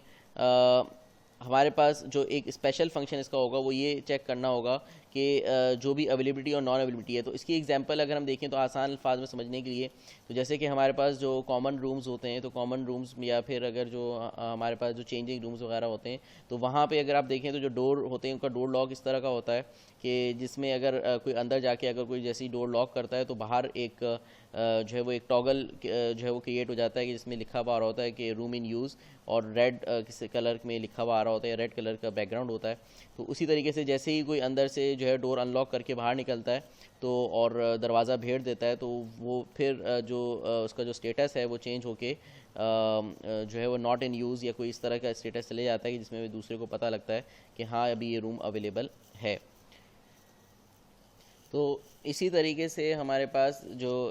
इवेंट बेस्ड आर्किटेक्चर स्टाइल है, इसमें जो भी इवेंट कंज्यूमर है जो कंज्यूम करना चाह रहा होगा तो वो पहले जो है वो उसका स्टेटस चेक करेगा कि अभी जो स्टेटस है वो अवेलेबल है या अनअवेलेबल है। तो अगर अवेलेबल स्टेटस है इसका मतलब ये कि अवेलेबल स्टेटस है तो उसका मतलब ये कि वो एक कंज्यूमर जो है वो अपना काम ख़त्म कर चुका, अब वो इवेंट जनरेटर बन चुका है। देन फिर अब जो दूसरा इवेंट कंज्यूमर होगा वो उसको इस्तेमाल कर सकेगा, और जैसे ही वो एक दूसरा जो इवेंट कंज्यूमर है उसको इस्तेमाल कर रहा होगा, उसको प्रोसेस कर रहा होगा, तब तक जो है दूसरे कंज्यूमर्स को वो चीज़ अनअवेलेबल जो है वो शो हो रही होगी। तो यहाँ पे अगर हम देखें तो इवेंट बेस्ड आर्किटेक्चर स्टाइल्स जो हैं वो वेल सूटेड हैं, बेहतर हैं इंटरेक्टिव एप्लीकेशंस के लिए, जहाँ पे फ्रीक्वेंटली हमें जो है वो डिफरेंट इवेंट कंज्यूमर्स को जो है वो जहाँ पे डिफरेंट कंज्यूमर्स हैं और डिफरेंट कंज्यूमर्स को फ्रीक्वेंटली जो है वो कोई डाटा जो है वो चाहिए हो, तो वहाँ पे हमारे पास जो है इस तरह की इंटरेक्टिव एप्लीकेशन में इवेंट बेस्ड आर्किटेक्चर स्टाइल्स जो है वो फॉलो किए जा रहे होते हैं। तो यहाँ पे हमारे पास जो भी ग्राफिकल यूज़र इंटरफेस है एप्लीकेशन का, वो रिलाई कर रहा होता है टोटली यूज़र्स के इनपुट पे, और किस तरीके से वो जो भी इनपुट है वो किस तरीके से डिस्ट्रीब्यूट हो रहा है टू अदर प्रोग्राम्स, और जो भी हमारे पास कैंडिडेट्स हैं तो उन तमाम को किस तरीके से वो चीज़ डिस्ट्रीब्यूट हो रही है। तो उन तमाम चीज़ों पे ये सारी चीज़ें डिपेंडेंट होती हैं।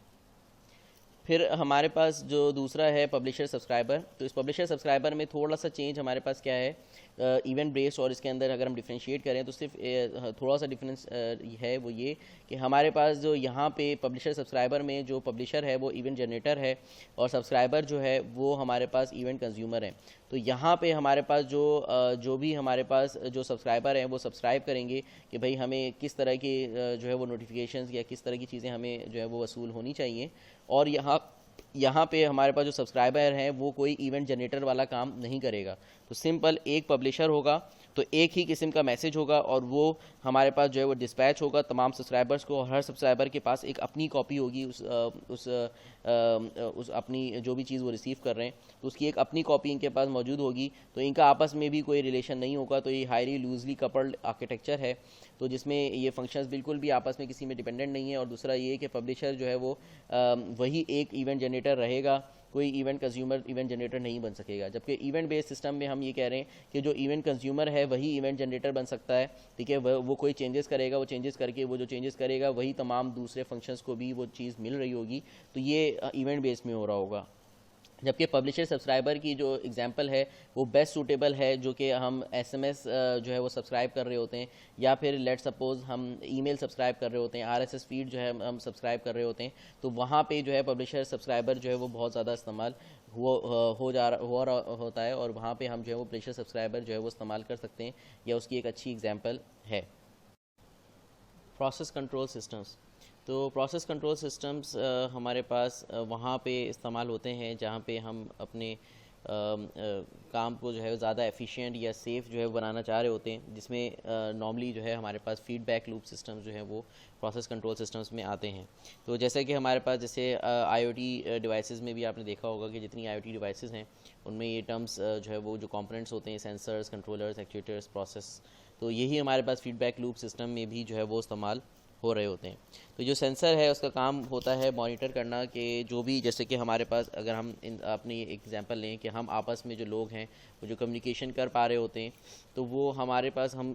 जो है कोई ना कोई सेंसर्स हैं, जैसे कि हम जो है वो let's suppose we can touch, we can taste, we can smell. तो ये हमारे कुछ सेंसेस हैं जिसके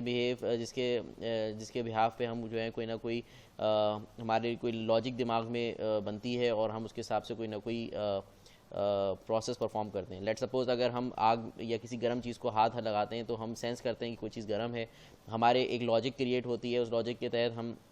हमारे दरमियान जो है एक फ़िज़िकल बिहेवियर हम शो करते हैं कि जैसे कि हम हाथ हटा लेते हैं, और ये एक ओवरऑल प्रोसेस है। तो इसी तरीके से हमारे पास अगर हम देखें तो सेंसर्स क्या हैं, सेंसर्स जो कि मॉनिटर कर रहे हैं किसी इंपॉर्टेंट इन्फॉर्मेशन को, ठीक है। तो जैसे कि अभी हम एग्जांपल लेंगे तो उसके अंदर हमारे पास जो है वो थर्मोस्टेट है, तो एक थर्मोस्टेट को देखना, ठीक है, कि अभी जो है वो क्या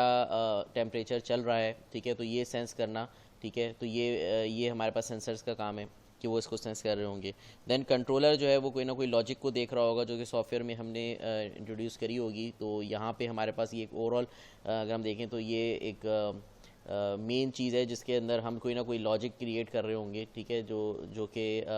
जिसकी वजह से कोई ना कोई जो है वो फिज़िकल जो है वो चेंज जो है परफॉर्म हो रहा होगा, या कोई भी प्रोसेस में मैनिपुलेशन जो है वो हो रही होगी जो कि नॉर्मल से हट के है। तो लेट सपोज अगर अभी जो है वो थर्मोस्टेट जो है वो सेंस किया जा रहा है, जैसे ही कोई लॉजिक क्रिएट हुई तो लॉजिक के बिहाफ पे जो है हमारे पास जो है वो प्रोसेस में कोई ना कोई चेंज जो है वो अकर हो जाएगा। तो उसके ऊपर हम जो है अभी एग्जांपल डिस्कस करेंगे। तो लेट सपोज हमारे पास जो एक्चुएटर है वो एक्चुएटर क्या है, जो कि हमारे पास जो भी प्रोसेस के अंदर कोई भी फिज़िकल चेंज हमें जो है वो दिख रहा है, ठीक है, तो वो एक्चुएटर है। और प्रोसेस जो है क्या है, वो जो ओवरऑल हमारे पास जो काम चल रहा है, ठीक है, कि हम क्या चीज़ कंट्रोल करना चाह रहे हैं, ठीक है, तो वो हमारे पास प्रोसेस है। तो हम एक एग्जांपल अगर हम लें फीडबैक लूप सिस्टम की, तो वो क्या है कि हमारे पास एक कमरा है, कमरे के अंदर जो है वो लेट सपोज जो है वो 15 डिग्री सेल्सियस है। तो 15 डिग्री सेल्सियस में हमारे पास वहाँ पे हमने क्या कहा कि हमारे पास जो है वो जैसे ही हमने वहाँ पे जो है वो हमने कहा कि जैसे ही हमारे पास टेम्परेचर इतना ज़्यादा है, तो हमने उसमें एक पॉइंट सेट कर दिया अपने सिस्टम में कि भाई हमें 20 डिग्री सेल्सियस जो है वो चाहिए। तो 20 में से अब होगा क्या, ये जो कंट्रोलर है वो उसमें से एक लॉजिक क्रिएट करेगा कि 20 में से माइनस करेगा 15 को, तो वहाँ पे आएगा एरर रेट 5। तो अब वो 5 के हिसाब से जो है वो हीटिंग वेंट जो है वो ओपन कर देगा। तो यहाँ पे हो सकता है कि हीटिंग वेंट जो है वो पूरा ओपन हो जाए, या फिर हो सकता है कि वो जो हमने जिस तरीके से लॉजिक क्रिएट किया है, हो सकता है कि वो प्रोपोर्शनल कंट्रोल करे और जो है वो थोड़ा सा हीटिंग वेंट खोले अगर वहाँ पे डिफरेंस कम है। अगर डिफरेंस बहुत ज़्यादा है, लेट सपोज अगर माइनस में टेम्परेचर चल रहा है और हमने वहाँ पे 20 डिग्री सेल्सियस जो है वो रख दिया, तो वहाँ पे हमारे पास जो हीटिंग वेंट है वो पूरा ओपन हो जाएगा ताकि तेज़ी से गर्म हवा अंदर आए। और अगर हो सकता है कि हमारे पास जो है वो डिफरेंस बहुत कम है, माइनर से डिफरेंस है, तो हीटिंग वेंट थोड़ा सा ओपन हो। और फिर जैसे ही उसको दिखे कि भाई जो लेट सपोज हमारे पास जैसे हम टेम्परेचर की बात करें तो टेम्परेचर जो है लेट सपोज 19 है, तो 20 माइनस 19 तो अभी भी 1 डिग्री सेल्सियस का एरर है, तो हीटिंग वेंट थोड़ा सा ओपन रहेगा। देन फिर जैसे ही हमारे पास जो है 20 जो है वो हमारे पास डिग्री सेल्सियस हो जाता है रूम का टेम्परेचर, तो हीटिंग वेंट जो है वो क्लोज हो जाए। तो ये हमारे पास एक एग्जांपल है कि हमारे पास वो जो टेम्परेचर सेंस हो रहा है वो सेंसर्स के थ्रू हो रहा है। देन हमारे पास जो लॉजिक है वो क्या है कि हमारे पास जैसे ही उसको डिफरेंस दिखे, एरर दिखे, तो वो एरर रेट के हिसाब से जो है वो हीटिंग वेंट को ओपन करे। और एक्चुएटर क्या है, एक्चुएटर जो कि हमारे पास जो फिजिकली जो वो हीटिंग वेंट ओपन और क्लोज हो रहा है, और ये ओवरऑल प्रोसेस है जिसके अंदर हमने तमाम चीज़ें जो है वो डिफ़ाइन की हैं। तो इसी चीज़ को अगर हम थोड़ा सा उलट करके देखें तो हमारे पास हम इस तरीके से भी कह सकते हैं कि हमारे पास जो है वो शदीद गर्मी है, 40 डिग्री सेल्सियस जो है वो चल रहा है।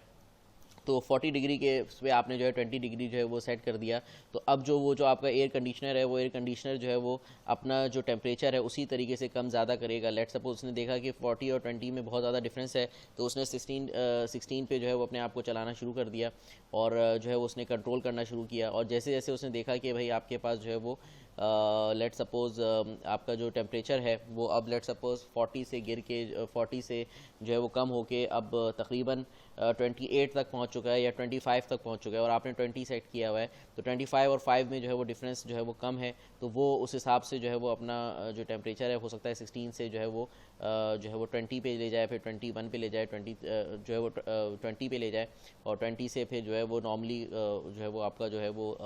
रूम टेम्परेचर जो है ताकि 20 पे आ जाए। और जैसे वो 20 से जैसे जैसे गिरता रहेगा तो वो वैसे वैसे अपना जो है रूम का जो टेम्परेचर है वो उसको सेट रखे। तो ये हमारे पास जो है वो एक फीडबैक लूप सिस्टम है कि जिसके अंदर जो है वो फीडबैक लिया जा रहा है। अच्छा, अब ये जो फीडबैक लिया जा रहा है, तो एक ये जो फीडबैक लूप सिस्टम्स हैं, तो ये डिपेंड करता है कि हमारे पास जो सेंसिटिविटी है या कॉम्प्लेक्सिटी है या किस तरह की नेचर है एप्लीकेशन की। तो लेट सपोज अगर हम एक सिंपली रूम की बात कर रहे हैं, तो एक रूम में तो हमारे पास कोई जानी माली ख़तरा इतना नहीं है, तो यहाँ पे हमारे पास हम कह सकते हैं कि जो हमारे पास जो है वो एक थोड़े थोड़े टाइम के बाद जो है वो फीडबैक लूप लिया जा सकता है कि हम जो है वो सेंस कर रहा हो। मगर अगर हम यहाँ पे बात करें कि हमारे पास कोई क्रिटिकल एप्लीकेशन है, let suppose self driving car है, तो वहाँ पे जो फीडबैक लूप सिस्टम है वो बिल्कुल माइक्रो सेकेंड्स में और बिल्कुल जो है फौरी तौर पर जो है वो फीडबैक लूप लिया जा रहा होगा। तो मज़ीद हमारे पास जो है वो फीडबैक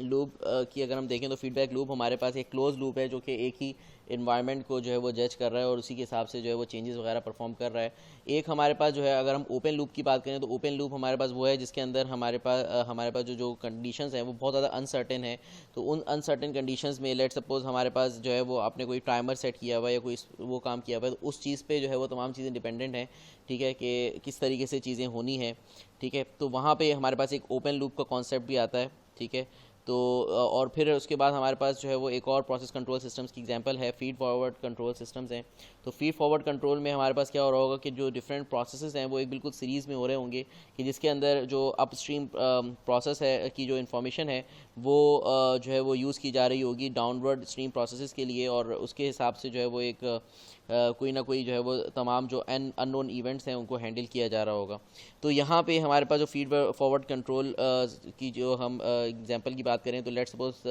फ्लोट प्रोटेक्शन सिस्टम्स हैं, तो फ्लोट प्रोटेक्शन सिस्टम्स के अंदर जो है फीड फॉरवर्ड कंट्रोल जो है वो लगाया जा रहा होता है। तो जिसके अंदर हमारे पास जो अगर हम देखें तो जो अपस्ट्रीम मॉनिटरिंग हो रही होगी कि जिसके अंदर जो है वो जो कि डिटेक्ट कर रहा होगा कि किस तरीके से जो है वो एक लार्ज फ्लो जो है वो आ रहा है वाटर का, और फिर उस तरीके से वो जो है वो एक सिग्नल जो है वो कंट्रोलर जो है वो ये करेगा कि फ्लूइड प्रोटेक्शन के लिए जो है वो एक सिग्नल क्रिएट करेगा, और सिग्नल क्रिएट करते हुए जो एक्चुएटर है, एक्चुएटर जो है वो क्या करेगा कि जो गेट है वो ओपन हो जाएगा और जो पानी है वो डाइवर्ट हो जाएगा रिजर्वायर, किसी न किसी रिजर्वायर में। तो ये हमारे पास अगर हम देखें तो इस तरीके से, ताकि वाटर लेवल जो है वो मैनेज रहे। तो ये जो अनसर्टेन कंडीशन है, तो इस अनसर्टेन कंडीशन पे जो काम हो रहा है, तो ये फीड फॉरवर्ड कंट्रोल सिस्टम जो है वो मज़ीद कॉम्प्लेक्स प्रॉब्लम्स के लिए जो है वो इस्तेमाल किए जा सकते हैं। तो यहाँ पे मज़ीद अगर हम सेल्फ ड्राइविंग कार की अगर हम बात करें, तो सेल्फ ड्राइविंग कार के भी डिफरेंट मॉडल्स जो हैं बनाए गए, ठीक है। कुछ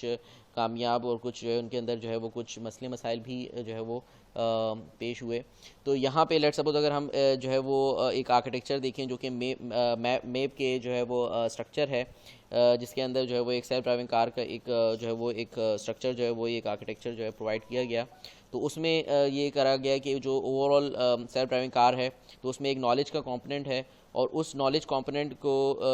का जो आउटपुट है वो तमाम कंपोनेंट्स के पास जा रहा है, जैसे कि मॉनिटर, एनालाइज, प्लान और एग्जीक्यूट। अभी जो मॉनिटर है, वो मॉनिटर क्या है, वो मॉनिटर एक इस तरह का कंपोनेंट है जिसके अंदर कलेक्शन ऑफ कंपोनेंट्स हैं। वो कलेक्शन ऑफ कंपोनेंट्स किन चीज़ों के हैं, वो तमाम जो सेंसर से जो है वो एक ताल्लुक़ रखे हुए हैं, और वो सेंसर से जो भी रॉ सिग्नल्स हैं उनको लेकर एक मीनिंगफुल इन्फॉर्मेशन में आगे प्रोवाइड करना ये मॉनिटर का काम है। तो नॉलेज के ज़रिए से आपके पास जो है वो नॉलेज को सारे कंपोनेंट जो है वो नॉलेज से कोई ना कोई इनपुट ले रहे होंगे, जो भी जो मॉडल बनाया गया है उस हिसाब से, और फिर वो मॉनिटर कर रहे होंगे। मॉनिटर जो है वो क्या कर रहा है, जैसे कि हमारे पास डिफरेंट चीज़ों को सेंस कर रहा होगा, रेडार और lidar, camera and so on. तो उसके बाद हमारे पास जो है वो एनालाइज पे चीज़ जाएगी मॉनिटर से निकल के। तो मॉनिटर से निकल के जैसे कि हमारे पास जो रॉ डाटा, रॉ सिग्नल्स को जो है एक मीनिंगफुल इन्फॉर्मेशन में प्रोवाइड किया गया। अब एनालाइज के अंदर मज़ीद जो है उस डाटा को जो है वो डिफरेंट सेंसर्स के हिसाब से और एक सोफिस्टिकेटेड वे में जो है उसको जो है वो देखा जाएगा कि किस तरीके से इसका एक पूरा जो है वो मॉडल बन रहा है। और मज़ीद फिर वो आगे प्लान की तरफ जाएगी कि हम जो है वो एग्जीक्यूशन के लिए हम क्या प्लान कर रहे हैं, ठीक है। तो यहाँ पे मज़ीद हमारे पास जो है वो हम इसको क्रिटिकली जो है वो एनालाइज करते हुए एक इंस्ट्रक्शन जो है वो हम देख रहे होंगे कि जिसके अंदर बाकायदा एक जो है वो इंजीनियरिंग लेवल की जो हमारे पास नॉलेज है, वो तमाम चीज़ें जो है वो ली जा रही होंगी। मज़ीद जो है वो नॉलेज के सहारे से जो है वो देखा जाएगा कि इस पर क्या जो है इस जो भी सेंस करके जो एक मॉडल बन रहा है, तो इसके तहत क्या एग्जीक्यूशन होनी चाहिए। फिर जो एग्जीक्यूशन है उसमें जो है फाइनल स्टेप लिया जाएगा, जिसके अंदर एनालाइजिंग और प्लानिंग में जो भी चीज़ें सिंप्लीफाई हुई होंगी, उन तमाम चीज़ों को जो है वो एग्जीक्यूट किया जाएगा। तो जो एक्चुएटर्स हैं वो अपने जो है वो एक पोजीशन में आ जाएगा, और एक्चुएटर्स के तहत जो है वो कोई ना कोई काम परफॉर्म हो जाएगा। लेट्स सपोज ब्रेक्स अप्लाई हो जाएंगे, या फिर जो है वो स्टीयरिंग जो है वो व्हील जो है वो मूव कर जाएगा एंड सो ऑन। तो ये भी एक एग्जांपल जो है वो हमारे पास जो है वो प्रोसेस कंट्रोल सिस्टम्स की हो सकती है।